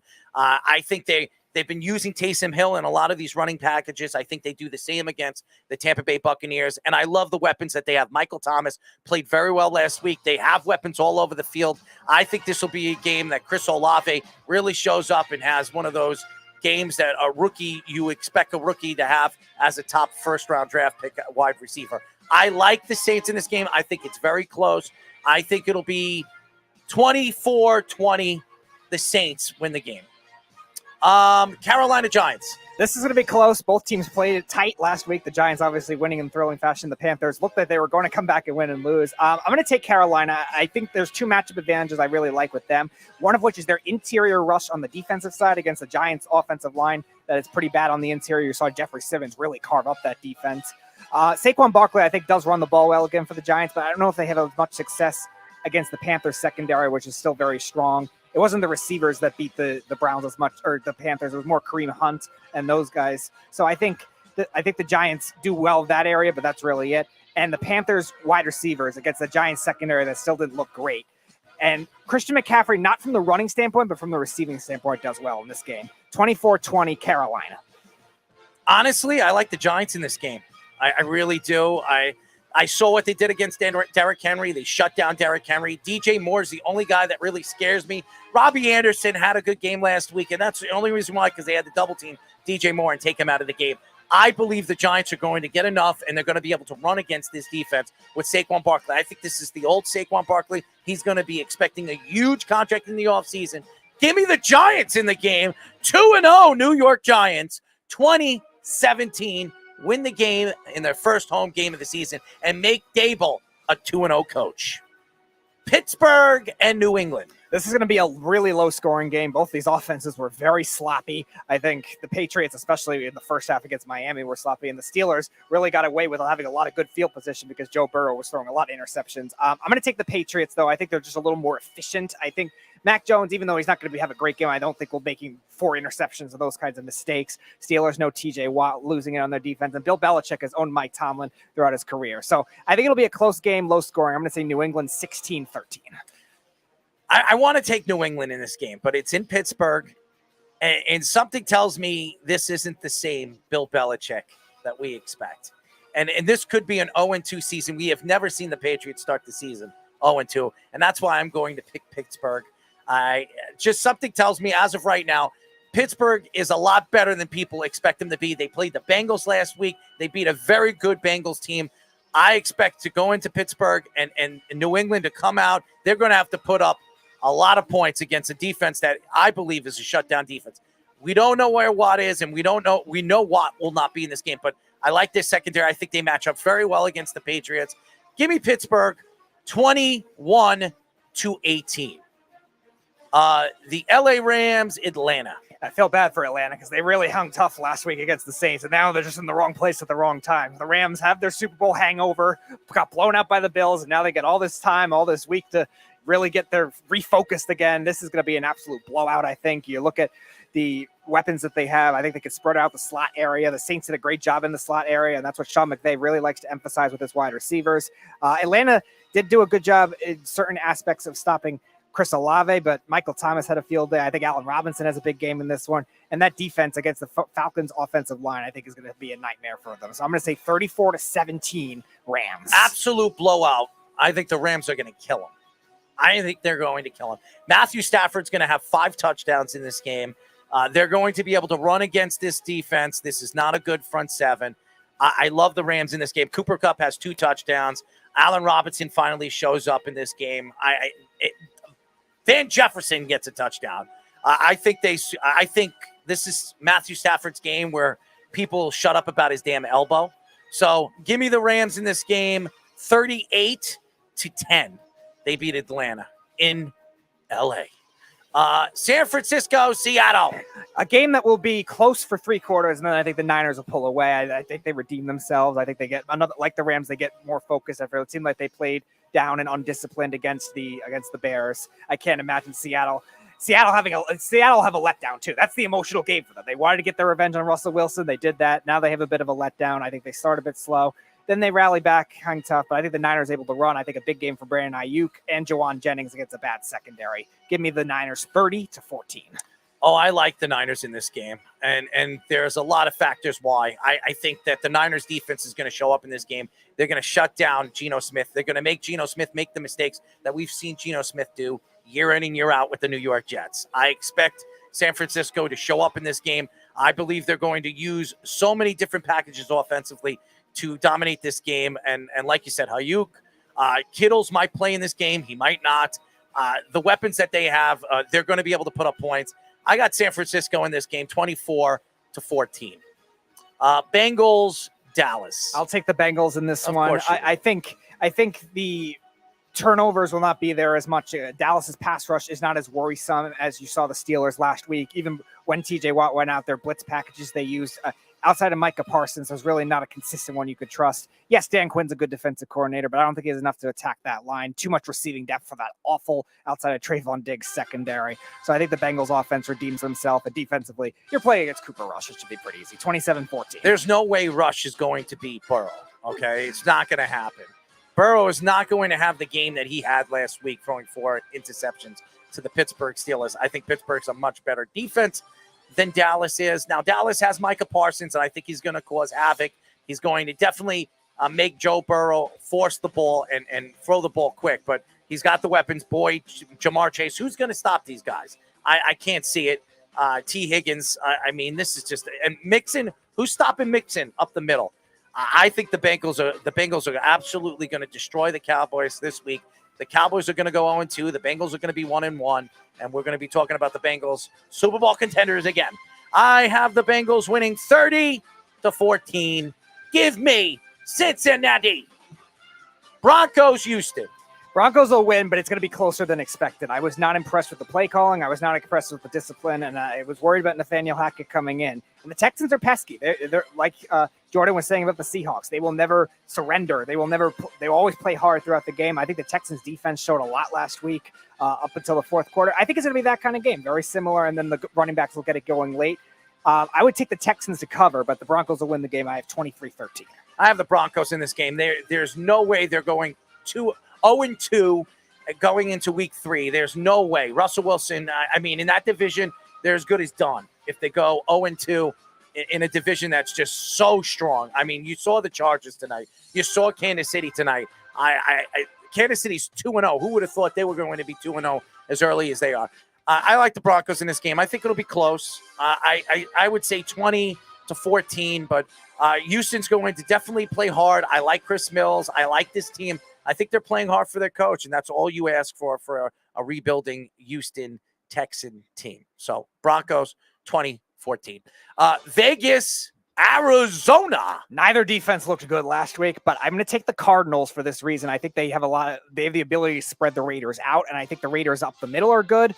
But if Kyler Murray gets running and they could get that motion going, they have a lot of issues on the outside. And I think the Kyler Murray and the Cardinals will take advantage of that. I think the Raiders will keep them out in the red zone and make the game close, a lot of field goals. But here's the one other thing, too, is the Raiders' offensive line. And also, the Cardinals guard the middle of the field well. So I think that's going to be hard for Josh McDaniels' offense that likes to use the middle. I think Darren Waller gets bottled up and contained in this game. Adams will go off, get his, but I think that'll be really it for the Raiders. So I'm going to take the Cardinals. They're better on the road, too. They were, I think, 6-1 or 6-2 on the road last year, bad at home. So 23-20 Arizona. I like Vegas in this game, and I think they're going to actually use Renfro this week, something they didn't do last week. I think he's a very important weapon to this team. Josh Jacobs is going to be able to run against this defense. Josh Jacobs did show up last week. We saw him in all different packages. I like what Josh McDaniels showed offensively last week. I think the Oakland Raiders need to show up defensively this week, something they didn't do last week. Arizona, just all over the place. I think this is the last year we're going to see Kingsbury.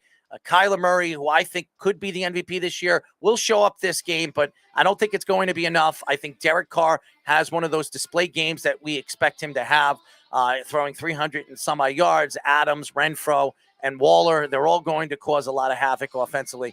Give me Vegas in a close game, 24-15. Yes, 15 to the Vegas Oakland. Nice. Now, how's the 15 work? Are they get a safety or 5 field goals? I think 5 field goals. Nice. I don't think they're scoring any touchdowns in this game.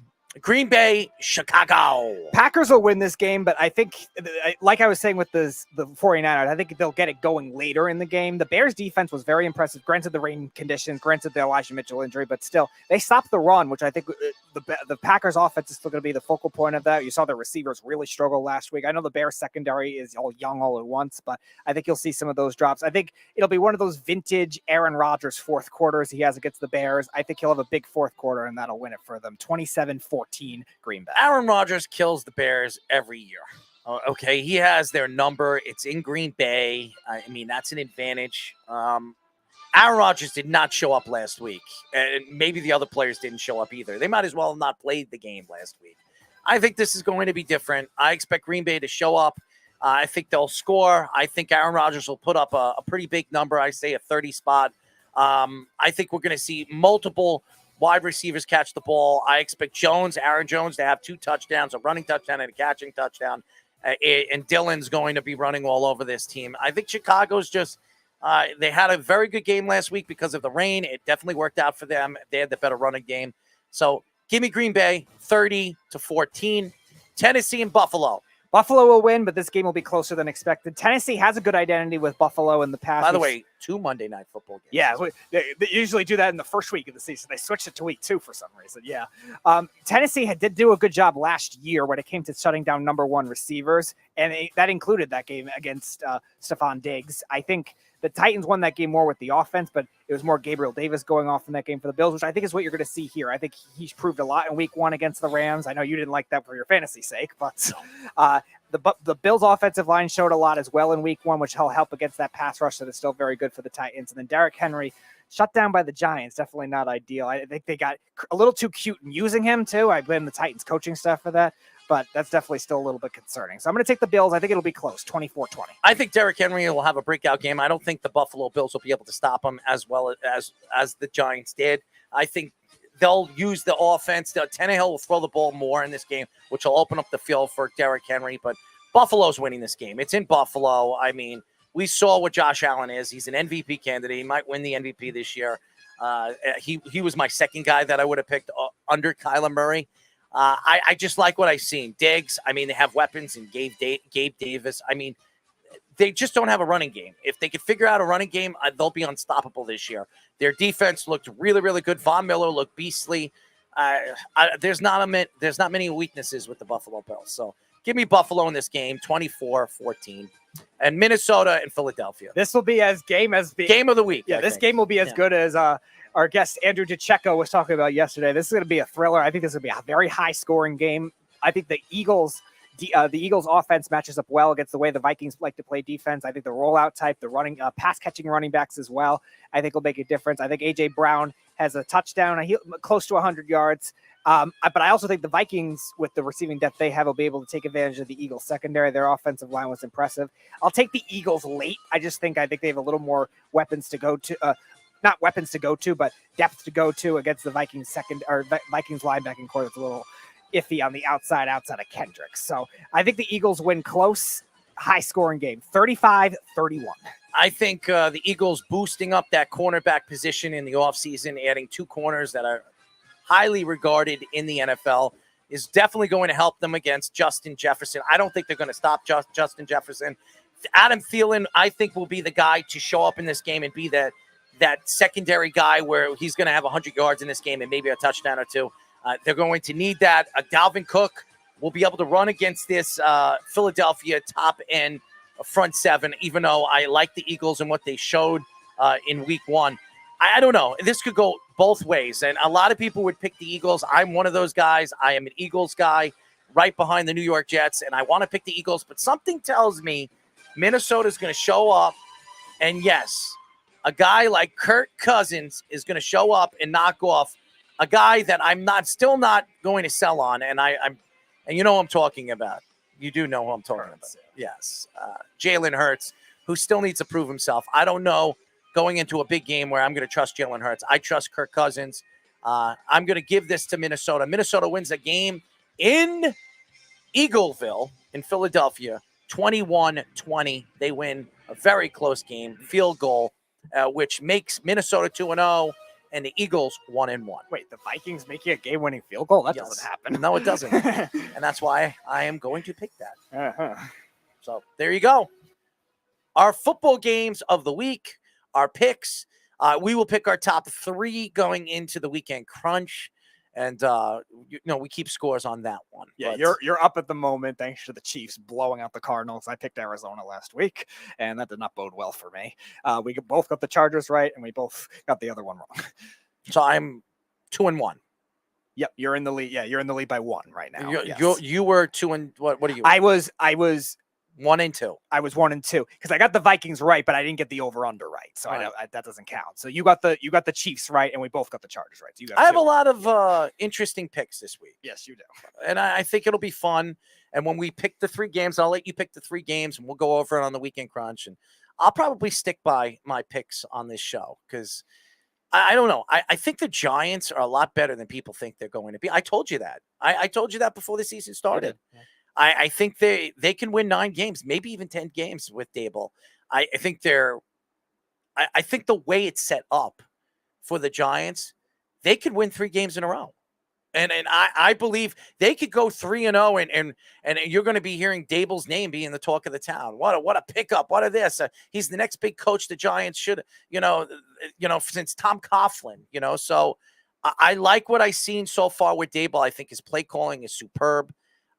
We understand what he knows he has with Daniel Jones, and he didn't push him to do more than what he could do.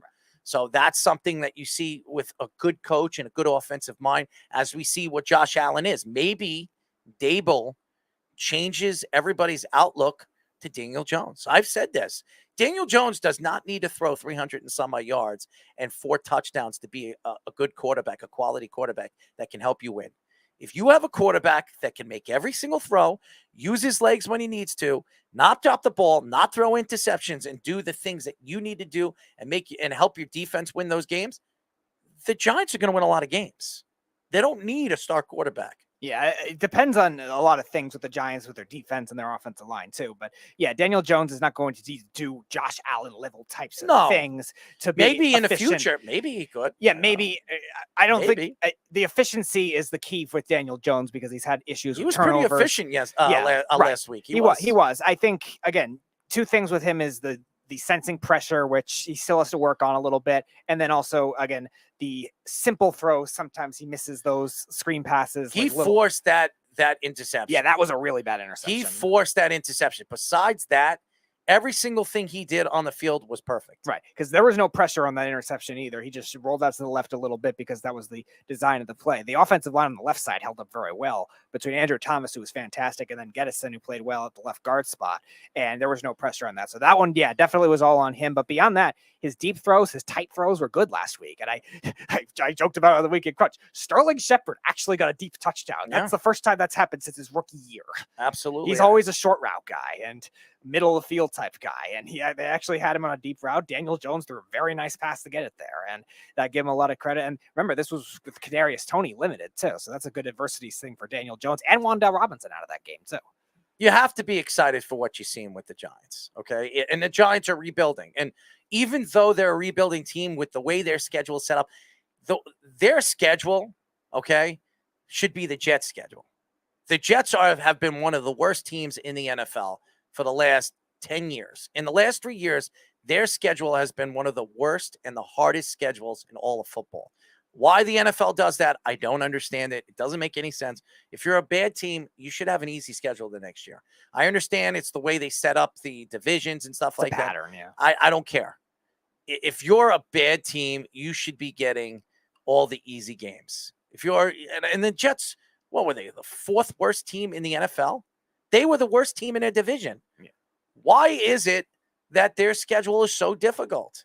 So it doesn't make any sense, but again, the NFL doesn't make sense sometimes. Well, it's so limited on the games. It's the only one that you could differentiate the schedule being that drastically different because obviously in any other sport, the division or the conference could be fluctuated differently, but still the schedule, because there's a large amount of games. And I'm not saying this because I'm a Jet fan. I'm just saying it for what I've seen. Well, yeah, the way the fluctuation of the conferences just got so extreme from the AFC to the NFC now is a lot more drastic to make the AFC East and the AFC South schedules very hard as a result because they have to play the other division too, and also in essence made the AFC West because they also play the NFC West and they got to play their own division too. So the way that ended up turned out to be where the pattern boded well for those very difficult AFC conferences divisions outside of the North. I would say the North one still is pretty favorable. NFC South, AFC East. There's some hard teams for sure, but it's not like as big of a combination as especially what the AFC West has had to go to and the AFC East. And then the NFC South has a brutal one, having to play the NFC West and the AFC North. It's going to be so interesting watching some of these teams and the way they're set up. especially with the NFC East being as easy as it is Philadelphia the team to beat in the NFC East? I'm telling you right now, Washington's going to be good throughout the season. I think they have a very good defense, and they have enough weapons to win. They do. They have a good running game. Gibson is a star. I think he's going to explode even better than he did last year. He can catch, he can run, he can do everything. And McLaurin, I think he's a great wide receiver. Dotson is the other weapon that they needed to add to help McLaurin out, to take the pressure off of him. And Carson Wentz, if he limits getting himself into trouble, like even last week, he had 2 interceptions, threw 4 touchdowns. But the 2 interceptions he had were like, you shake your head. Why did you throw that? I mean, like, but then he makes these throws that you're like, wow. I mean, this guy can play. His arm talent's good. His decision-making, not always. So, I mean, he's going into Detroit. And to me, if they can win this week, I mean, it puts them in a good position. And they had a good game. Week 1, they played well. Washington played well. And right now, the division, Washington's, what's Washington's? They're 1-0. Yeah, everyone won except Dallas in the division. I mean, all 3 of those teams could go 2-0. All 3 of those teams could go 2-0. And the NFC East, where everybody says is the weak division, they a lot of surprises. A lot of people didn't pick the Giants to beat Tennessee. What they did. I mean, everybody expected Washington to win. I did. I expected Washington to win. Did you pick Washington to win? Yeah, I did. And the Eagles, everybody expected to win as well, which was a very close game. But shout out to Detroit to put on the clinic that they did in the fourth quarter. But it's going to be fun this year. It really is. And there's no guarantees to any of these teams in any of these divisions. I will tell you this. I think the Patriots are going 0-2. When was the last time you could remember a Patriots of Bill Belichick's, teams to go 0-2? Nobody. No, the last time I remember any overreactions was the 2014 Mac when Jones they started looked horrible. 1-3. Mac Jones looked horrible.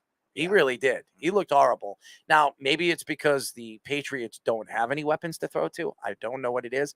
They added Parker, and I think they got him on a cheap. Where was he on Sunday? It's a big-bodied receivers don't work well in that system. We just saw it as well with N'Keal Harry, Malcolm Mitchell. They drafted. He did well in the Super Bowl, but he had a tough time developing. There was a couple other second-round picks. Their offensive coordinator is a defensive coordinator. Also that, but still, I mean, I think outside that I can remember in my time watching football, the only one I remember like even having a semi-decent season was Brandon LaFell when they brought him in from the Panthers that one year in like 2013. It was big-bodied receivers don't strive in that system, and maybe Devontae Parker is the next one of that, because you're right. It was Jacoby Myers, Kendrick Bourne on the field the most. It's going to be fun.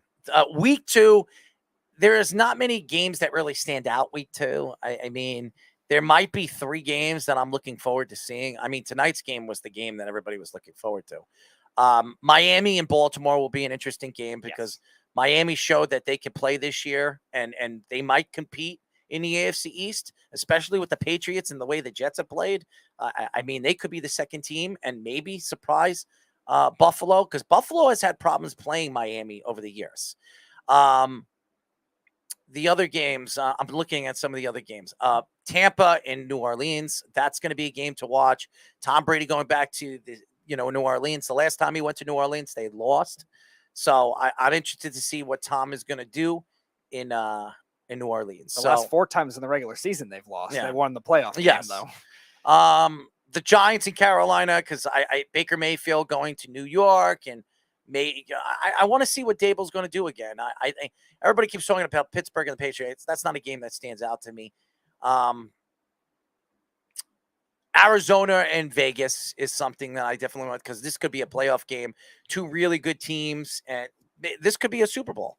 I mean, I'm not going to say it's going to happen, but Arizona's Vegas is expected to be a good team this year. So is Arizona. And the other games, I would say Minnesota and Philadelphia. I don't think Buffalo and Tennessee is going. I think Tennessee is going to be really bad this year. Wow. I really do. Really bad. I think they're going to be really bad. I think they're going to start the season 0-3. Wow. All right. I do. I mean, let's look at their schedule, because we had the Tennessee guy on. Yes, John Glennon. Yeah, John Glennon a couple weeks ago. And I want to go to their schedule. Where could I find their schedule over here? Go to Tennessee's schedule. I want to go through their games, and we'll see what we predict they're going to win, because they're going to lose this week. All right, so at Buffalo the next week, they're home against the Raiders. They lose. We'll see on that. Titans at the Colts week 4. And then they're at the Commanders. They'll lose against the Colts. At the Commanders week 5. They'll beat the Commanders. Then they're home against the Colts week 6. They'll lose both games against the Colts. Wow, that's interesting. Texans on the road week 7. They'll beat the Texans. At Chiefs week They'll 8. lose against the Chiefs. Home against the Broncos. They'll lose against the Broncos. At Packers week. Here's the problem: who are they throwing to? That's the question. They're going to be able to run the ball, but teams are going to figure out to stack the box. That's why I should have never drafted Derrick Henry, because I keep forgetting, who are they throwing to? I mean, if A.J. Brown was there, I think I expect this is going to be a pretty good offense. This offense is no good without A.J. Brown. It really isn't, because now teams know what they're going to do. They're going to give Derrick Henry 30 touches and expect Derrick Henry to run and trample all over those defenses. That being said, though, they didn't do it against the Giants. They actually shied away from it more in the second And that's half. why they lost. And they got a little too cute with it at times, but it was also more of the backup guys that were beating the Giants. Dontrell Hillard had 2 touchdowns. Kyle Phillips was doing well as a slot receiver. It wasn't really Derrick Henry anyway. He had a couple big carries in the first quarter, and that was it. Like, they were able to be taken out. Their starting receivers did well too. I'm not saying. Tell me that schedule again. I'm just quickly. So they're home against the Raiders week 3. They're going to be 0-3 right there. They're losing against Buffalo. They're losing against the Raiders. And then they're at the Colts week 4. They will lose. At the Commanders week 5. And then they have a bye week. They'll beat the Commanders, okay? I'll predict they'll beat the Commanders. Their first win of the season is in week 5. Okay? Yes. Then they have a bye week, and they're home against the Colts, which you said they lose. They'll lose. So they're at 1-5. Texans, at Chiefs. They'll beat the Texans. They'll lose it. They're 1-6. Wow. This is brutally bad. Broncos at home. And then what's going to happen is they're going to be a top 10, draft pick. They're going to get a top 10 draft pick, and they're going to draft that quarterback. That's what's going to happen. Unless Malik Willis gone after a year. Yeah, because I don't think they're going. You're gonna sell to me that if you're in the top 10, you're gonna take Malik Willis. No, I agree. I'm just saying they're gonna any of those other quarterbacks that they can draft. They'll trade. No, Malik. I agree. They'll should, trade. They'll trade Malik. I don't know if they will. We'll say they'll trade Malik. Then at Packers, then they're home against the Bengals, and at Eagles. They'll lose against the Packers. They'll lose against the Bengals, and then at Eagles.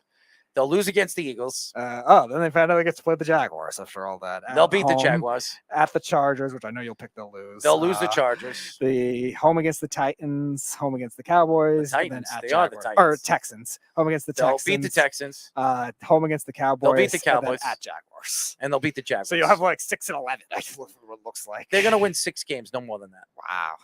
All right. I don't. Big fall off. I really don't find them to be good.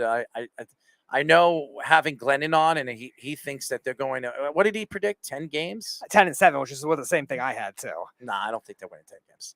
After watching that Giant game, there's no way. Yeah, that's right. That was one of the wins I had for them. There's no I way. didn't trust the Giants to do as well defensively as they did. There's no way they're winning 10 games. There's no way. I don't think they're going to be able to score enough points. Now, I will say that they were one of those teams last year that did do well against like good teams, and they played down at teams, like kind of like what I was saying with the 49ers when we had Jordan on. Like, they did lose very random games too, but they also beat 3 out of the 4 teams that were in the conference championship games last year. But then they also lost some other games they shouldn't have lost. They got blown out by Arizona. They lost one of the Colts. They lost one of the Colts when they were bad, when they started off the season really bad. There were a couple other ones too in the AFC North too. Like games they shouldn't have lost, they lost, and then they win against those teams. So maybe the Titans are that team. I don't know. We'll say horrible.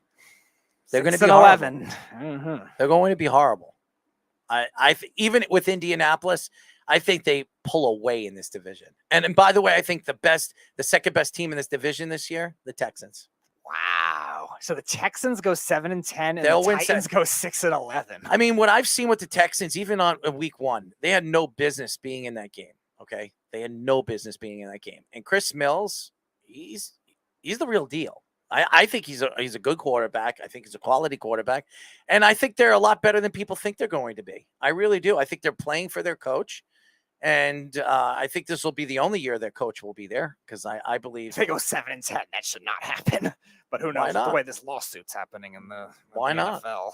The Texans are one of those teams roped into it, along with the Giants and the Lions and obviously Miami. I think the Texans could win 7 games this year. I do. They have one tie. I mean, that's out of the true. way. Oh, so that's right. It can't go 7-10. So it would be 7-9-1 or 6-9 or 6-10-1. Honestly, and they still will be ahead of the Titans. Honestly, I might be a little crazy. They're going to win 7 games. Yeah, but that would be like a miracle type season. I would say Tennessee is still the second best team in the division, but they're not winning more than 6 games. I think Indianapolis will pull away in this division. They'll win 9 or 10 games. That's all they need. And they'll be the best team in that division. Tennessee, I don't know where they're going to get their offense in the wide receiver position when they start playing these better defensive teams. Even the Giants aren't a good defensive team. No, they're not. They're not. And the Giants outplayed them defensively in the fourth quarter, in the second half. Well, again, the Titans kind of beat themselves with their coaching, and that's one of the things. It's called they stopped running the ball, and you have to give it to the beast. Keep feeding them the ball. Keep the ball out of Tannehill's hands. I'm surprised they didn't do more passing or at least receiving with him just to have a diversion of attention too, because the Giants were stopping the inside run pretty well in the second half. Maybe throwing a screen pass here and there with Derrick Henry too and make it work that way. Could have tried that. But what are your thoughts of Zack Britton returning in the postseason? I think that's a little. I would bring Zack Britton, in maybe 2 or 3 games before the season's over, see what you have with him. You can't go into the playoffs, take a roster spot, take one of these pitchers out of a roster spot, and trust that Zack Britton is the same pitcher you had 2 years ago before he had Tommy Johns. Right. Not only this is crazy. Yeah, I'm with you on that. I would definitely do it where you give him the last 2 weeks. No, it's 2 weeks. Maybe last 3 week games. and a half of the season. Last 3 games. I would say you could space out 3 games, maybe 3 different situations to make it work. If you could make it work that way, just to get him acclimated, because you don't know what kind of, not in addition to how he comes back with his own pitching, what role he's going to be used in the postseason too, because that was one of the biggest things that Aaron Boone's been criticized for in the second half, is trying to figure out how to adjust with these relief pitchers. And this will be another big stage. And I don't know why you're trying to force it on him right in the postseason. So I'm with you. At least give him 3-4 games, pitch him once in the 7th, once as a closer, maybe to try it out, and maybe once as a stretch guy. I think it's a big mistake. Yeah. And why is it taking him so long to get acclimated to the major leagues? This is a major league pitcher. He's been one of the best relief pitchers in baseball. Okay, he at one point, Cy Young candidate 2016. He was one of the best relief pitchers in all of baseball. Mm-hmm. So, and now all of a sudden, he's still fairly in very good shape. I think he's still fairly young. I think Zach is like 34, 33. I mean, he's still fairly young. He still could pitch a couple more years. He doesn't rely mainly on his fastball anymore. I mean, he's got a ton of pitches. His changeup's pretty good. So, I don't know. Yeah, he's 34 right now. Turns 35 after the season. It's still fairly young. I think he has another 2 good years left, 3 good years left at the pitching position, especially missing 2 years of it. So I don't know, man. I would say it's better than obviously not bringing him back at all, but still, you still would want to have him acclimated in the regular season rather than just trying to throw him into the fire in a role that he hasn't been in a significant role in like that. I would say probably since the 2019 postseason too, because even in 2020 he didn't pitch much either in that postseason. Obviously, last year they only had the 1 game, so you can't really judge that on a small sample. I don't even remember if he pitched in that game, but still, Zack Britton can't be thrown into that when you don't know what role he's going to be when he comes back. Try him out in 3 different ways and see what works for the postseason before the postseason, Aaron Boone. It's going to be interesting. It really is. And then Luis Severino could be back as quick as next week. Is that a good sign for the Yankees? Absolutely. Because now you can, you don't use Luis Severino as your top 4, top 3 starter in the playoffs. He hasn't had enough pitching and enough time on the mound this year. He missed another year, and he's a free agent after this year. And because of his injuries, he's not going to get a big contract because nobody's going to trust that his arm and his shoulder is going to stay, healthy enough. So this could be good for the Yankees, because if they have to overpay for Aaron Judge, they can get a deal on Luis Severino. Yeah. So it might be a good thing and a good sign for the New York Yankees that this is happening. But Luis Severino should be the long arm in your bullpen in the playoffs. If you are in trouble and your player, obviously Garrett Cole gets into trouble and they're 3-0 in the third inning. You could bring Luis Severino to pitch 3 or 4 innings or 5 innings and trust that he has the stuff that can get you deeper into the game where you have a chance to win. Yeah, game 4 or 5 type stretch guy in a longer series. If the Yankees get to that point in the second round of the playoffs, could definitely be a possibility, because Severino in the postseason has been very streaky himself, even in his peak. So you do want to acclimate him back. And a lot of people were criticizing Aaron Boone last year for putting him in the bullpen when he came back from the injury initially. But I thought that was a good thing based on what his role was going to be. Whether he came back as the same as a pitcher, he had a good stretch when he did come back at the beginning of this year, but still has been kind of up and down as a Yankee too. So another guy you want to figure out your role in too. And that's going to be up to Aaron Boone and where Aaron Boone believes the Yankees are going to be in the next couple of weeks. I mean, the Yankees are positioned very well. I thank God the Yankees started playing. I mean, they were historically bad. Yeah, they have been bad. But now the last couple of weeks, they're starting to, have a little breathing room. The Blue Jays and Tampa are beating the hell out of each other, which is a good sign for the Yankees because, Tampa won tonight 11-0. That's all good for that's all good for the Yankees because the Blue Jays have been, beating the hell out of Tampa. So Tampa was 7 games out of first place. Now, obviously, now they're still 7 games out of first place, and the Yankees right now is sitting pretty 6.5 for Toronto. They're going into a series where the Yankees, I think they're playing Milwaukee. The Yankees have won 4 games in a row. They're 8-2 in their last 10 games. The Yankees are getting hot again, and in the right time. Yeah, this is the right time for the Yankees to get hot going into the playoffs, where they're starting to get some breathing room with these teams behind them. And that's what you want. You want to make sure that you do not have to play in any of the wild card games, even though I think it benefits the Yankees to play in the wild card games because usually those wild card teams going into those series have the advantage against the teams that are sitting for a week. But I think the Yankees need to rest. I think the Yankees need to get healthy. We'll never know yet for baseball how that's going to be acclimated because it's the difference with football too. When they had the bye weeks with the 1 and 2 seeds in the past, and it was generally more of a sample that favored the 1 and 2 seeds a little more. But there were always certain years. Obviously, the Cowboys when they were the 1 seed last year with Tennessee. But still, baseball, I think it will depend more on the team, whether they need to get back from injuries and also the way they're structured, because remember, it's a 3-game series. So if you can take away that series early, then you start the next series with your 3 and 4 type starters. Or if there's a long enough game in between or time in between, you go back to your ace. So the timing of it will matter too for those types of series. It's going to be fun. It's going to be very interesting. There's 2.5 weeks left of baseball. The Yankee schedule definitely favors them. They have the least busy, hard schedule out of the 3 teams that are fighting for that division champion. And being that the Blue Jays and Tampa have to play another series against one another, the Yankees schedule is fairly easy. Right. One of them will be done at that point. Yeah. I mean, the Yankees have 2 more games. They have Tuesday and Wednesday. They have Milwaukee this weekend, Friday, Saturday, and Sunday. And if they win 1 or 2 out of those games, they're positioned. Then they play Pittsburgh. They should run right through Pittsburgh. Then they got Boston again. That should be and they have Toronto 3 games, and then they have Baltimore the final game of the season. I mean, Milwaukee will be interesting because they're fighting for a playoff spot. Right. But Pittsburgh, they should win. They should beat both. They should beat them both games. And then they have Boston, not in Yankee Stadium. Both games are at Yankee Stadium. So I think listen, let's look. They're going to Milwaukee. They play Milwaukee 1, 2, 3. They have 1, 2, 3, 4, 5, 6 away games, and the rest are home games. Wow. 1, 2, 3, 4, 5, 6, 7. They have 7 home games.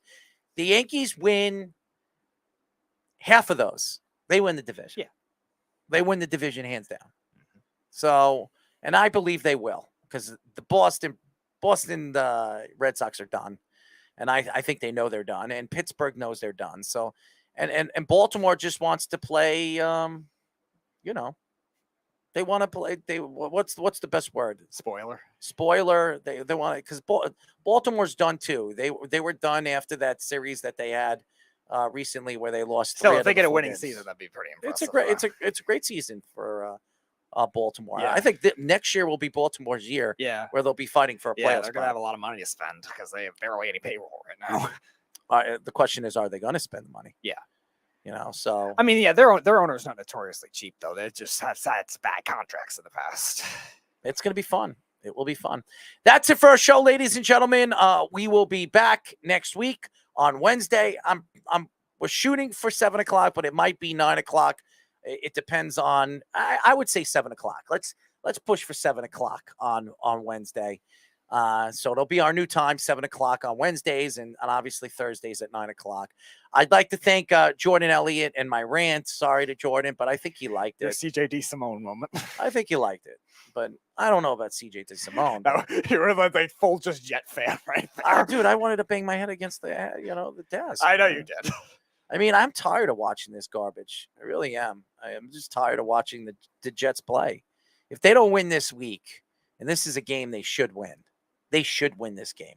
If they don't win this week, even with Joe Flacco, I'm going to be sick to my stomach because as good as that defense is, that offense, they have one weapon in the open field, one that they have to worry about. Put Sauce Gardner on him or DJ Reed on him. You put Sauce on a Joku, whatever. Put Sauce on Amari Cooper to shut him down, and then put DJ Reed on a Joku. I don't care how you do it. You should win with the weapons that you have offensively and the defensive weapons that you have. I don't want to hear any excuses. There's none more. There's no more. No more with I'm taking receipts. Go out there and play the damn frigging game. And then there's your offensive line. Well, I think they'll play better. They're going to have to against that pass rush. I think they'll play better. Lincoln Tomlinson is not that bad. We know, but that's a little bit of tough pass rush. Yeah, I know. All right. We'll be back next week on Wednesday. Listen to the Weekend Crunch on Saturday at 7 p.m. on 103.9. If you don't live here on Long Island, you check us out on iHeartRadio, LI News Radio. Check us out. Again, I hope everybody had a good time. We did. Thank you for listening to our crazy show, as always, and we'll be back next week. Good night, everybody. It's the Worldwide Sports Radio Network. This is Mario Andretti. You know me as